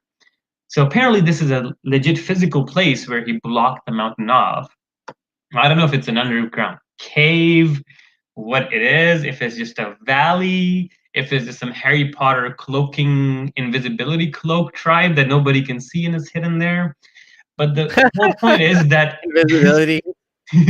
that this tribe's gonna come out right before the day of judgment and annihilate the whole world. And they're like thousands of times more than humans, and if you go into their descriptions, their ears are like blankets that they can fold over and sleep in. It's all bizarre. So Yasser Qadi was like having a hard time believing this, and like now is what I ask again, epistemology. Why did Yasser Qadi not realize that if he believes in Allah and Muhammad, why is he having these doubts about these things, right? Why is he not using the epistemology card and saying, "Oh, I believe in Allah and Muhammad. These aren't an issue." So you're getting it, right? That this still bothers So- people. Yeah, and there's a scale here of things that we're talking about. There's things which are verifiable. Like this is one example that you have an intersection of the real world and the supernatural. Do you know what I mean? Like, so when we're talking about walls being created and people being protected, and that's one thing. If we're talking about jinns being shot by invisible, like invisible jinns being shot at, then that's unfalsifiable. So in this case, this is something that actually is a bigger problem than the jinns issue, Mm-hmm, for the very exactly. reason that it's in the real world. Mm-hmm. So Continue. then, a few varying opinions on this. So some people say it's the Chinese people. It was because the Great Wall of China. Some people have Yeah. said that Or the Chinese people are the Mongols. Gog and Magog, or the Mongols, how they swept over the whole world in the 12th century or whatnot. Well, it can't be. And then Because right? yeah, Their judgment's not here their yet. judgment didn't come. So then there's another opinion where like Yasser Qadi attributed it to somebody else that he did not name, and that they might be zombies. So Gog and Magog might be zombies coming to take over the world at the end of time with some neurological virus or something. So it's kind of interesting that this thing, and it's actually found in the Bible too, if I remember, Gog and Magog as well. Yeah. So again, we see another borrowing / weird mythical creature beings coming to destroy the world at the end of the day. It's just bizarre. Gog and Magog are just down the road where the sun sets in a muddy spring. Makes sense. Alexander walled off his. Excellent comment. That's funny. Live Evil 34 says Solomon's ring allows us to control jinn, which means we can defeat Gog and Magog. Oh, that's why they're trying to find his hidden magic stuff and the Temple of Solomon. Gog and Magog seem to arise from Alexander the Great's legends. Yeah, actually, I don't know if it goes back. I think it's before that, because it's in the Bible. Maybe it is actually from that. That's a good point. I'm not really sure. Yeah, Gog and Magog are in the biblical, but the story from the Quran appears to, yes, obviously this is correct. Yes, yeah, very much so. But there's a little bit, if you do a little bit more research on it, it appears that there's Jewish. I mean, it's so funny. It always goes back to Jewish myths. There's Jewish references to Alexander the Great, and there's the Quranic references to Alexander the Great, and they both appear to be coming from an earlier source, right? So there's like there's a common myth that all of these guys are building off that's actually predates the romance even, right? Which is very interesting. But anyway, I mean, that's getting a little bit technical. Yeah. One ring, so it's the middle of its story. Oh my god. Can I continue? Yeah, let's go for a few more slides. Okay. Cyclops returns. Dajjal, Al-Masih Dajjal, the Antichrist, whatever you want to call him. So, like we were talking about earlier, at the end of time, there's this guy who's gonna come. He is not and Al-Masih Dajjal is blind in the right eye, and his other eye looks like a protruding grape. Now, what's funny is this same pattern is switched in another hadith where he's blind in the left eye and his right eye is like a protruding, right? So it's flipped, but either way, there's this guy coming who's gonna have these superpowers, and he's gonna raise the people from the dead, and then he's gonna make these fake paradise in heaven on earth, and he's gonna ride this beast or a donkey around the earth. Some people say it refers to a plane, but yeah, Muslims are waiting for this to happen. This is the climax. Yep, waiting for the Mahdi to come, waiting for the Jesus to come Eye back. of Sauron or whatever from CCTV surveillance. So this is very important. So as a kid growing up, I was constantly reminded of this. The Kiram and Katibin, the two angels sitting on your shoulders, writing down your deeds. The angel on the right side writes down the good deeds. The angel on the left writes down the bad deeds. And then there's this weird thing where if you have bad thoughts or bad dreams, or just before Salah, you're about to start to avoid the bad thoughts, you go two, or you spit on the left side. So I don't know if there's a connection, the left angel being bad or just the left side being bad. I don't know. Yeah. And you're going to wash the left leg first as well, right? But it's what's that movie where I think it's The Ring or something, where this lady is sitting on this invisible genie lady ghost is sitting on the person's body the whole time, and he only realizes at the end of the movie when he stands on a weighing machine when his weight is doubled. I haven't seen it. Yeah. All right. Oh, my favorite, the Burak, the ancient UFO spaceship, Allah's secret technology that has been causing havoc for millennia, carrying people to heaven on and off, carrying prophets around. So this story is very important, but one thing I want to point out to you is what is the Burak? Because some people say it's a beast of unknown majesty and whatever, but we actually get a description in Sahih Muslim. I was then brought a white beast, which is called al-Burak. It's bigger than a donkey and smaller than a mule. So it's a donkey, horse, mule hybrid kind of thing. And it's white in color. And it strides. So it takes one step. It's so long, its jump, as far as you can see. And Muhammad was mounted on it, and then we went forth till we reached the lowest heaven. Now, some hadith said he rode the beast to Baytul Maqdis, and then from there he went on with Gabriel. But this one said that he went to Baytul Maqdis and he rode it to the lowest heaven as well. So he actually flew on the horse. So there is that too. Now, another thing is before this thing began, like listen to this. I was near the house, a state between sleep and wakefulness, when I heard someone say, "He is the third amongst two persons." Then he came to me and took me with him. So these two people come and they cut Muhammad's chest open, and they have this bowl of Zamzam water, and then they wash his heart in the water bowl, and then they put it back in. He replied that it was up to the lower part of his abdomen, and then my heart was, and then it's positioned back in the original position. And it was filled with faith and wisdom. Now, the funny part is the heart don't get filled with faith and wisdom because it doesn't do anything, because it's all up here. Obviously, Muhammad didn't know that. So even the metaphor is wrongly placed if it is a metaphor. This didn't happen once. It happened a few times. Muhammad's chest got open in an almost identical fashion, and it got washed when he was a really young child at the age of 6 or 7. And at that point, his guardians said that he was having a stroke, as what they said.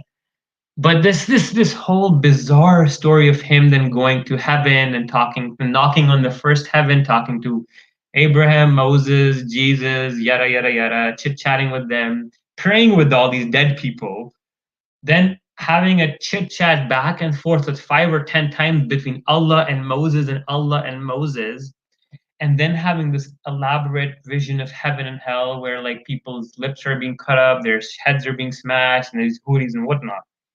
But yeah, that was the night journey of Muhammad, which is what known as Isra al-Miraj. It shows up in the Quran. Subhanallazi asra bi'abdihi laylan min al-masjid al-haram ila al-masjid al-aqsa. And what's also interesting is this story is not exclusive to Islam. Funny thing, Arfawadas was a Zoroastrian priest about 200-300 years before Muhammad, I believe. And he actually had almost an identical journey when an angel came and he rode a beast. He went to heaven, met all these other saints in heaven, and saw heaven and hell, met God, and came back down. What's funny is Imam Bukhari was of Persian origin, and Zoroastrianism is from that region. So it does make sense that that influence could have caused this, let's say, Arabization of this heaven journey, and that made its way into Bukhari and whatnot. Because the heaven journey in the Quran is referenced in such a vague manner. Some people say it's almost like the verse was inserted later on. It's only one verse or two. Oh wow. Yeah. Fascinating. I didn't know any of this. I'm gonna read a couple of comments. We done with this slide? Yep. Okay, and then we'll take we have Ali waiting. So the masked Arab made a great series of great videos about Gog and Magog. That is true. So the calf. Someone's asking, do you know Uthman ibn al-Huwayrith? There's a conspiracy. He was prepared to be a prophet but was killed by Arabs just before Muhammad. Have you ever heard this before? Oh no. That's weird. There's a Victorian area shopping arcade called Gog and Magog. Oh. Yeah, we should actually ask Harris to go there and take a live tour. I found a Gog and Magog, right? My parents used to tell me my left shoulder was drooping when I did something bad. That's oh interesting. my god, poor kid. Have you heard that? I never heard of this before. There must be some cultural thing. Yeah. The Antichrist, the Dajjal, is short, hand-toed, woolly-haired, one-eyed, sightless, neither protruding nor deep-seated. If you're confused about him, know that your Lord is not one-eyed. Okay, so Allah is two eyes. Thank you, Allah. Or 0 eyes. I don't know. I'm assuming he has no eyes. Well, Allah shouldn't need eyes. Wait a minute. That makes no sense. Allah is not like us. It's so like, weird. It's weird. Like so the Quran keeps saying that, you know, Allah is not like anything, but then he has a shank and he has a hand and he's like Samad in early. Yeah, it's weird. 2 right hands. Sarah Ash says, you're doing an amazing job. Thank you so much for everything you're doing. You. Okay. You, Sarah. Thank you. Okay, that's all the comments that we have to read today. All right, let's keep going. So we want to take take one call because we have one caller waiting. All right. Hello. Ali. Hello, Ali. Hey, hello. How are you? Good. How's it going? Is that Ali from earlier again? Yes, yeah, actually it is. Oh, hey, how's it going? Oh yeah. Yeah, I'm good. And by the way, I don't know if it's getting late or I'm like you know taking too long, just don't hesitate to stop me right there. I won't mind. But can you hear We'll try me? to keep it quick if possible. Yeah. Okay. So yeah, I mean, you know, before letting me go the last time, Gondal did mention that, you know, continue to see that and you'll see how inconsistent it is with the science that we know today. And then later on, I mean, you know, I was to that, I was just about to say that, you know, when you link this stream with our scientific concept, and then comes the question of miracles, then the thing is, miracles, the mu'jiza that which comes from ajiz, by its very nature, it will be in contradiction with the science that we know, because you know it's a metaphysical reality, and then we can go there. But you know the premise itself where we are talking is you know differed. No, so, I totally understand your point, but I'm going to ask you something. Is why does Allah do these absurd and petty miracles and not some substantial ones that can actually be used to be validated? Like the whole point of miracles is to give humans evidence that there is a God, right? I mean, so why doesn't Allah give one to us where it can actually be definitively without a doubt proven? Why and does even he keep the ones doing that, hide and seek? like the one about splitting the moon, like right? nobody No, saw so it. in this case, I will bring the time, because you know that's what. And by the way, I'm also not a scholar, but I will maintain the level of you know the things that I know. So in this case, I will bring up time, because let's see, keeping the circular reasoning aside, if you see the she camel that was given to Saleh, then it was said that you know a prophet is coming to you with a clear message, and a miracle will be given to this prophet at this time in order for you to take heed and then follow along. And then that miracle comes, and they kill the she camel, and then in the end it's like you know the stubbornness is what got the better of them. That's what we take from it. So if the miracle of that time was enough for them and they're seeing it from their own eyes, but you know the stubbornness gets better of them, then you know that's the case of time. Your question about absurdity of you know those things, I'm not going to get into that. The reason is because it's once again, we're boiling it down to opinions and perspectives. When you say that it contradicts with science, I'm saying it's not related to science at all. But No, no. Okay, later here's the on, thing. with This the is something I need to make very. This is a distinction that before we go on, because this is a very weird idea that's gone on into religious people's head about science and differentiation of religion. Have to understand that science is a tool that makes claims about reality. Religion also makes claims about reality. They're both different lines in what is ought to be true. Now, the problem occurs is when religion makes claims, let's say virgin birth, it's also making a claim about biology, okay, which is parthenogenesis. Science will tell you that in humans it's impossible, like straight up. In other mammals, in mammals, actually, some other species, yes, right? So when we see that, for example, the Quran will say that Allah created the heaven in this order, okay, in a specific order, which contradicts how what modern cosmology tells us. But what's interesting is whenever the Quran describes something that Muhammad could see and feel, it's always okay. Whenever he gets into ideas that he's speculating, he gets it wrong. And this shows that this is just an average 7th century mind. For example, when Muhammad said, look at the dates or these gardens, his descriptions are on point, or how the plants grow and Allah takes the life out and whatnot, or the waves are going away and the water cycle almost. But when it comes to what are the shooting stars? There is fires pelted at genies. How did Allah create the heaven? Oh, he made the heaven and earth in 6 days. Then after that, he created the stars. Do you understand what I'm okay, trying to say? So this, no, I understand. Okay, so in this matter, when it comes to the miracles, I mean, it would be okay to say that we agree to disagree. But in the call with that person, Ray, a few a few minutes back, you did mention that this is not the only reason that you don't believe. Mhm, So then mhm. you said that when you look at it holistically, then you come to that conclusion. Then it is basically at the end of the day a story that we're giving for the reason as to why thing A is not true.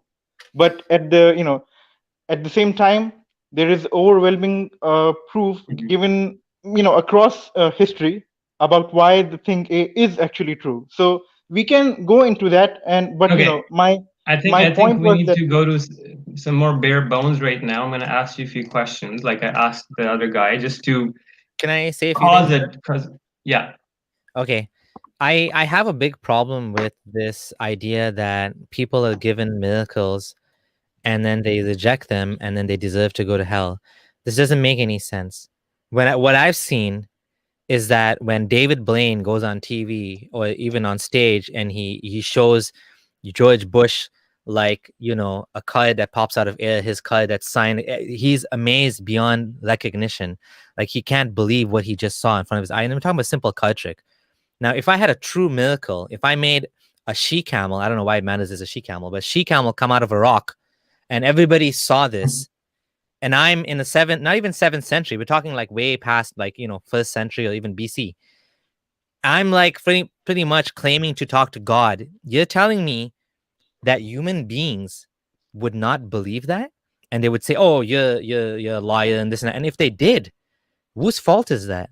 That would be the fault of the creator that made those people skeptical. Even in the brain, if you look at the brain science, people have tendencies towards either being skeptical people or being believers, let's call them. And all has to do with dopamine levels. The dopamine levels in your brain can mess with the way that you see the world.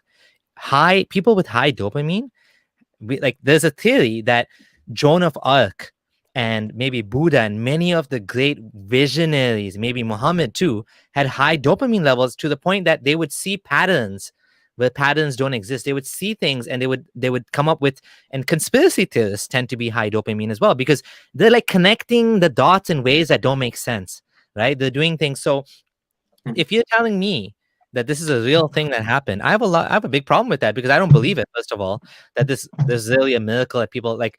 Like God lifts a mountain in front of these people, and they still don't believe them. Like this is God. Like, Yeah. wh- And what then are they you go worship the calf. And then who is making this shit up? This is not true. This is not the humanity Oh, I know. Ali's battery is low. He's saying he might lose us. Okay. Okay. I just Anyways, this and okay.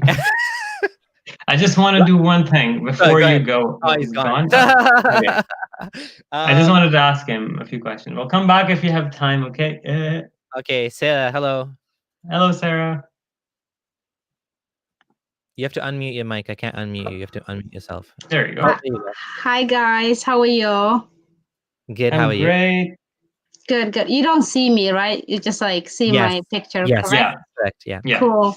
I just wanted to say I am so glad and I'm grateful, the world has people like you and we need to speak up. I am doing stuff behind the scene. I am on my way.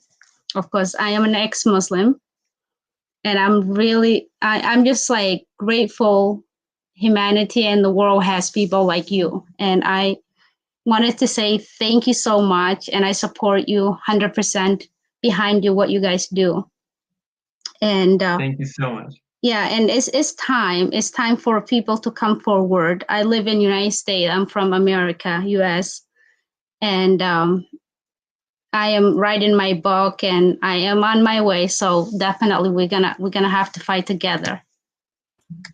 No, I Thank think you for it's. the kind words. Yeah, appreciate it. Yeah, Thank you so much, and it's an ongoing struggle, and it's the struggle It of the is. pen, not the sword. Absolutely, absolutely. No, It's jihad al-qalam. no, I think is we have to, and if we don't do it, who's going to do it? Who's going to speak up? And I know in the West, it's just like I don't think people understand what real Islam does to human being, because these people who are literally killing even today, like the teacher in France, it's just so sad. It makes me like really upset. It makes me like we need to when are people gonna wake up? Yeah. Yeah, Well, I hope. we're working on it. So hopefully Yes, and thank you so much, and thank you. Keep it up, the great work, and we'll do it together. And thank you, and nice to meeting you Thank both. you so much. Thanks. Take care. Bye. Yep. Bye. Hey, Okay, we so at back least got a few Muslims to admit that they believe in talking wolves and cows and stones. So not all is lost. That's the point. I just want to say, like, that's the point. That's the point you were making. I just want to emphasize this point. Do you believe in that it's possible talking wolves and blah blah blah? No. I mean, I'm not sure. Let me show you the hadith. Okay, I believe it. I believe it now. Like, come on. The hadith. This is literally the whole point, that what religion does to your brain is it'll make you believe in ideas that only insane people can believe on their own. Yeah. That's a quote from Sam Harris, I think. Sorry. Oh yeah. All right, so we have things are getting hot and naughty in here. It's big-eyed, perfumed, sexy, wailed virgins. Oh my God, Allah, calm down. So, in Allah's glory and magnificence, because He is the creator of beauty, He says that in Jannah, Allah has created women that are modest. They don't look at other men, and they're guarded inside tents from genies and humans, and nobody's touched them before. And they're like rubies and coral. Now, one wonders, like, why does Allah need to put them in tents? There's no sin in Jannah. They're not going to get raped by genies or humans. So why are they in tents?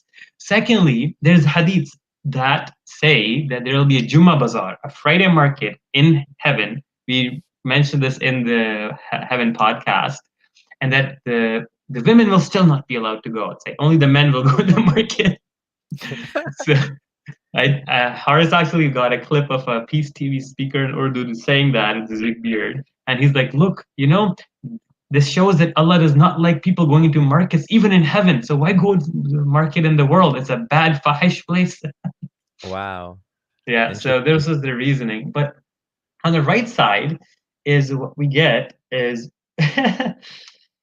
oh boy, the description of some of these huris, these virgins that await the Muslims. So Allah says that if or a place equal to a foot in paradise. Okay. And if one of the women of paradise looked at the earth, merely glanced at it, she would fill the whole space between them, that is the earth and the heavens, with light. No. This is the whole universe is full of light. All of the known visible universe. Yeah, I don't know how this is so weird. This is some ecstatic heaven virgins. I don't know, man. And then if her veil was lifted, if her perfume would fill the whole world, and the veil of her face is better than the whole world and whatever is in it. So just the veil of this virgin is more precious than all of the world combined and everything, the whole universe. Can you imagine the absurdity that a virgin in heaven is more valuable than the whole universe? Like, Jesus, holy! This is some next level weird fetishization. Weird, yeah. Another one. Oh my god. Transparent, sexy virgin prostitutes. Okay. This one's just like, okay, this will really show you how bizarre the mentality and thinking of Muhammad was. And not only that, the guy had no clue that beauty standards are so extremely subjective. Like, for example, he says he likes transparent women, but I don't. Who likes transparent women? That's so weird. It says here that the Houthis will have transparent skin that you can see the marrow inside their bones, through their bones and flesh. That's weird. What? Super weird. So again, it's just this weird fetishization, objectification of women, and this weird obsession with sex in heaven. That again, we were in our heaven podcast, we came across these two scholars, and one of them said that there's a verse in the Quran, Surah Yasin, in Ashab al-Yawma fi shughulin fakihun, that they'll be in joy and having fun, the people of Jannah. And then the tafsir goes that they'll be busy tearing hymens every morning. So crazy. I mean, it doesn't stop. It is crazy. All right, we'll do a couple more slides and we'll try to finish up. This one is funny. It's like reverse T-Rex. So here's what's funny is like it says that when Adam was in heaven, his length was 60 cubits, which is what, 190 feet or 120 feet, something like that. That's how tall he was. And then the people followed him, continued to diminish in size up to this day. So from that day on, humans have been getting shorter. Now, it's just bizarre because we've actually gone the reverse. We've been getting taller from what I know, all the fossils show. Yeah. And not only that, like, it's impossible for humans to be that big. In fact, if you go do basic research, you'll realize that increasing the body size of a biological organism increases the insides of it by a root of like exponentials of 4. So if you make me twice as big, the heat being emitted from my body might be 4 times as high, and I can spontaneously combust. It's actually possible. Yeah. Exactly, and muscle mass, bone strength, so many issues. Now, how were dinosaurs that big? Back in the day, there was a lot more oxygen in the Earth's atmosphere, and too much oxygen causes oxygen toxicity, which can kill you. So to adapt to that, organisms had to get bigger so they don't die of the overabundance of oxygen. When the oxygen went down, our body sizes decreased, and that's how it's been. Oh yeah, but it's definitely not that humans were 60 cubits. We were never that tall. It's impossible for us. Yeah, it doesn't make any sense. Okay, so I think if we can end off there, maybe we'll take one more last caller, and then I just want to share before we take the last caller. I want to share the sign up link for my mailing list. If you guys can please go and join on there. Getting a strike on the main channel made it harder for me to keep in touch with everybody, and so just to not have to play with YouTube's policies and deal with the you can only do this and you can only do that and you can only send so many links and you can only promote this and this is like direct access from us to you guys, from me specifically, for live stream announcements, anything. It won't be too many emails. I don't send more than 1 a week.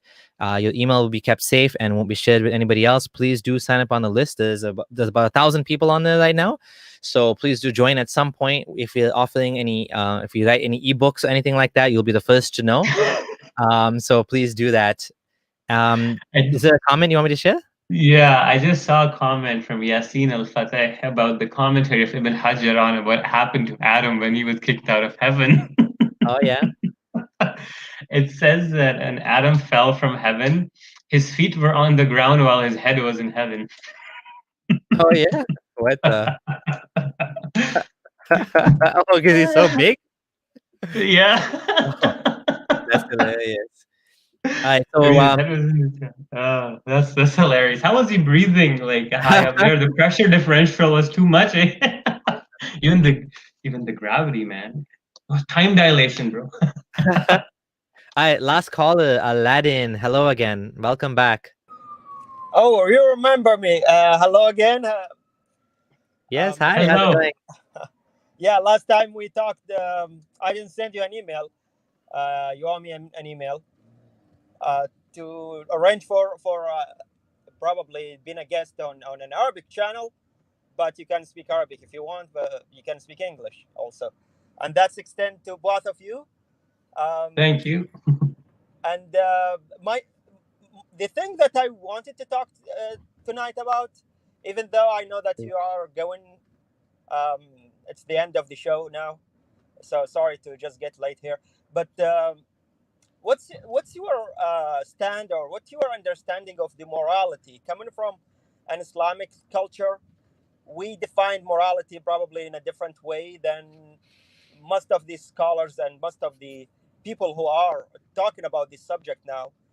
And coming from an Arabic also, uh, the distinction between morality and ethics is not very clear, especially when you're talking in Arabic about what is the translation of morality and what's the translation of ethics. So I just wanted to see what you think about what is moral, why things are moral or immoral according to you, and what was the morality meaning when you were Muslim before you left Islam. Thank you again, and wish you good night. Thank Thank you. you so much. So I'll give my 2 cents on it first. So firstly, like the goal of morality and how it's understood is vividly different between religion and secularism or non-religion. To me, morality is just like another adaptation of our body. It's an adaptation of our brain. For example, like our hands adapted to the environment, our brain adapted to the environment to make predictions and expectations, and based on that, help us make choices that aid our survival in the long term. This is, in essence, what I would define as morality. Now, what happens is a lot of the times we have groupings and people come together, and then humans will collectively agree on a set of rules as a community or society. And then they'll follow those rules, and in general, like they are made to induce survival and values and whatnot that can lead to in the long run for survival. On the other hand, religious morality isn't made just for survival. Actually, it's completely misplaced, where the point of religious morality most of the time ends up being is not to incur the wrath of a divine being. And a lot of times it counteracts sometimes the survival mechanism. For example, having sex is normal. And if somebody acts on it in 7th century Arabia, it was totally normal for somebody to do that. You would get stoned to death, right? But like I said, also the problem is with religion. Religion can't really prove that it's also on itself objective in any way, shape, or form. They can't prove their God is objective. So, in essence, when you look at it from an outsider perspective, religion just looks like where there's these people coming across, popping up in different cultures in different pockets of time, and then they all have their different evolving moral compasses based on where they're living. And these people put all of their moral values in the mouth of God, but in fact, at the end, it's just different humans in different times making moral claims, attributing it to something supernatural. And that's how I see it. It's moral relativism. It's at the core of even religion. Like even in the Quran, you'll see this tendency where the alcohol was first okay, then it was only banned for salah, then it was gradually banned overall. So you see that Muhammad is also adapting slowly to the needs of his time. And if you remove God out of the equation, it becomes pretty clear that these are all, in essence, human efforts. It's just that our biases and stuff can misconstrue where our values go to. So, for example, if to me the survival of my son is more important than his afterlife, there's the whole thing. Like, if you value the afterlife more, are you gonna make choices in this life that aren't as conducive to a comfortable life, or a more, let's say, more geared towards survival in this life, because you don't really care about this life, because like the Quran says, right? وَمَا الْحَيَاةُ الدُّنْيَا إِلَّا مَتَاعُ الْغُرُورِ, that this is nothing but a delusion. There's a lot of, like I said, it's a huge topic, morality, and I was just trying to be very simplistic, but that's my 2 cents on it. Just before I go Yeah, to Abdullah, and yeah. I think I mixed that. I owe you an email, right? You don't owe me anything. That's right. I didn't find any email from you. Yeah, it's Yeah, I abdullah.adam didn't at send that. I'm gmail.com. sorry. That's it was a very busy week. Oh, okay. Yeah, I'm sorry. Okay. I get it there other way. But Yeah, for no problem. I heard you saying that morality is more of a biological foundation. If that's what I heard right. Yeah. So Yeah. you think it's more of it's a priori or a foundation that's found in a human rather than it's a choice? Well, if you want to really go into the depths of morality, then you can go into the evolution of apes, and then primatology, and then the neurons, where like the development of the mirror neuron system. It's a deep rabbit hole, and then evolutionary psychology, how and why creatures do this and that, and but at the essence of it, I see that just your brain is a part of your body, just like your hand is a part of your body. They have different functions and different outcomes and whatnot. The brain is an organ that thinks about things, and an adaptation it has to its environment, which comes out in what we call ethics and morality. It's an adaptation to the environment. It's a mental adaptation sometimes, So that's how I see it. And humans have always collectively come together and agreed amongst themselves whatever is true and not. Again, we can obviously derive with experience that certain principles will generally lead to a better quality of life. Or, for example, like what we have as human rights, they're obviously subjective. They're not grounded objective. There's not like a thing in the heaven, a tablet where it says human rights or charter of human rights. No, it's an abstract concept, right? So he said, in that sense, morality is an adaptation, and we humans are, let's just say, much better than the morality that we find in books that were written about 1,000 years ago or 1,500 years ago. Yeah, and there are other Hammurabi, and there's been different laws and moral guides and things that have evolved over time. So it is a very big discussion, and I think we may have to leave it for another time, just because it's late as well. Yeah, I'll just say one last thing, that do we really care if like monkeys cheat on their spouses, right? Yeah. If we find that absurd, well, we are all in essence animals too. We just can't realize because we have been grown intoxicated with human exceptionalism. That's it. Yeah. Although the whole thing about not lying and cheating, it is again beneficial to society if people follow these, honest and so with human beings there's another level past the level of like, even though chimps do have rudimentary morality, they care about fairness. If you pay one chimp less than the other, they'll get mad. If you give them both the same, they're fine. But if you give one of them a grape and the other one like a cucumber, the one that gets the cucumber will get mad because he wants a grape too. So there's definitely animals that go out of the way to, and so a lot of it is biological, like you said, like the whole thing about the selfish gene and how we will jump in the water to save a child because that child is our DNA, and that's what, if we never evolved to save our children, we wouldn't exist to this day. And the ones that didn't care about the children, the DNA was cut off, right? So the whole thing about adultery and mate guarding, there's a whole thing about humans doing mate guarding. They watch the partner. They want to make sure the partner is not going to cheat, because if it's a woman and the husband cheats, then he's going to take away all of his resources and go spend it on some other children and another woman. And from the man, if he doesn't watch his wife or his partner and she cheats, he could be raising someone else's DNA, right? And what's the big deal? The big deal is that if that was something that we weren't guiding for, that would have evolved itself out. So there's a lot of things that we think of as morality, which are really just practically speaking something that we don't do because of the survival of the human race, like incest. Incest is bad for humanity because it causes birth defects and problems, and Allah did it. Adam and Eve, right? This is like a huge topic, and I'm just like throwing things out here. But yeah, Aladdin, thank you for the call. You do send me an email, and me and Gondal, neither of us speak. Gondal and I, neither of us speak Arabic, so it's gonna have to be in English if you want to invite us to another channel. But thank you for the invitation. Do send it whenever you're ready, and we'll consider it. And thanks for calling, and to everyone else, thanks for joining us on the new channel. And hopefully the main channel will be back in action soon. For those of you who are joining here, really do appreciate it if you subscribe as well. And Gondal, when are you gonna start your channel? When is your channel coming? I don't know. I have a few ideas, working on a few things, but I did share some few ideas with you. We'll see if that works out. So I have to do a few things. But yeah, not sure. Maybe this end of this year, maybe Christmas, maybe next year. Who knows?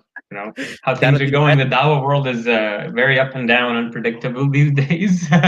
That'll be the best Christmas gift for us, our followers and fans. I just realized. Yep. I just realized just before we said bye, we're only on slide 33 out of 101. So we're only 1/3 the way through. And just to we'll do part 2, maybe even part 3, who knows? But we have to still go over flying carpets, black magic, just to give you an idea. We have suicides, we have newborn talking babies, angels, magic tricks, Satan tickling little babies, crying trees hugging Muhammad, Satan pissing on people, red farting in the mosque. It's chickens seeing angels, people rubbing Muhammad's sweat on their face. So it's quite a like it gets actually much more. Actually gets really bizarre after slide 50. So do stay tuned for part number 2, because like imagine Solomon flying on a Aladdin carpet. That's literally what happened.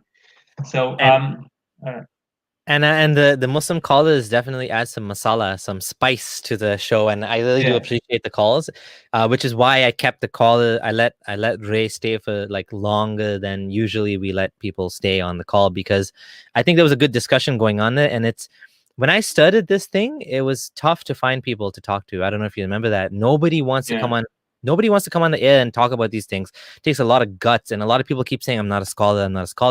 You don't have to be a scholar, and we're not scholars either. So we're just throwing ideas, and we're just having a conversation, just like friends, chatting. You're chatting with your ex-Muslim friend at I was going to say at the club, but Muslims are not supposed to go to clubs. At the beach, or nowadays we can't even go to the beach. But oh, what a world we live in! But yeah, this is just like a virtual conversation you're having in a living room.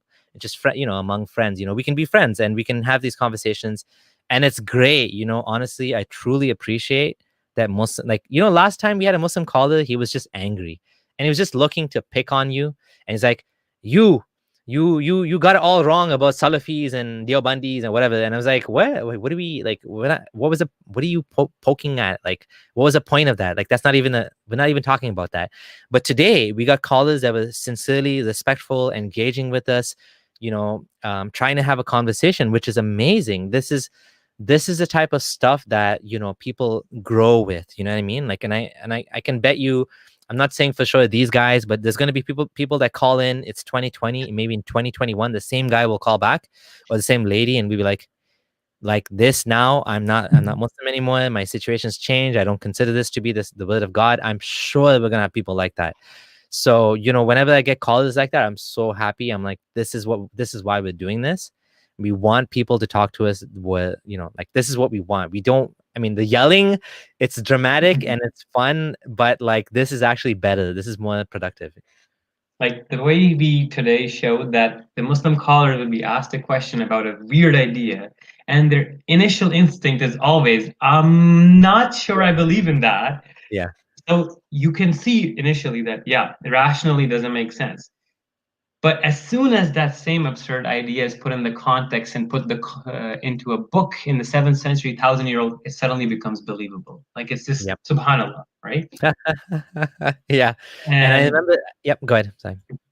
and these Muslims, Muslim viewers, when they'll see these other Muslims online talking to us and us asking him, "Do you believe in stones talking to a man?" And then they being like, "Yeah, I do." The impact that it has on the other viewers and how much of an eye opener that is for them, people don't realize, right? And that's why we're doing this. So hopefully this shows people, maybe highlights the absurdity and shows that, okay, we should stop rationalizing insanities.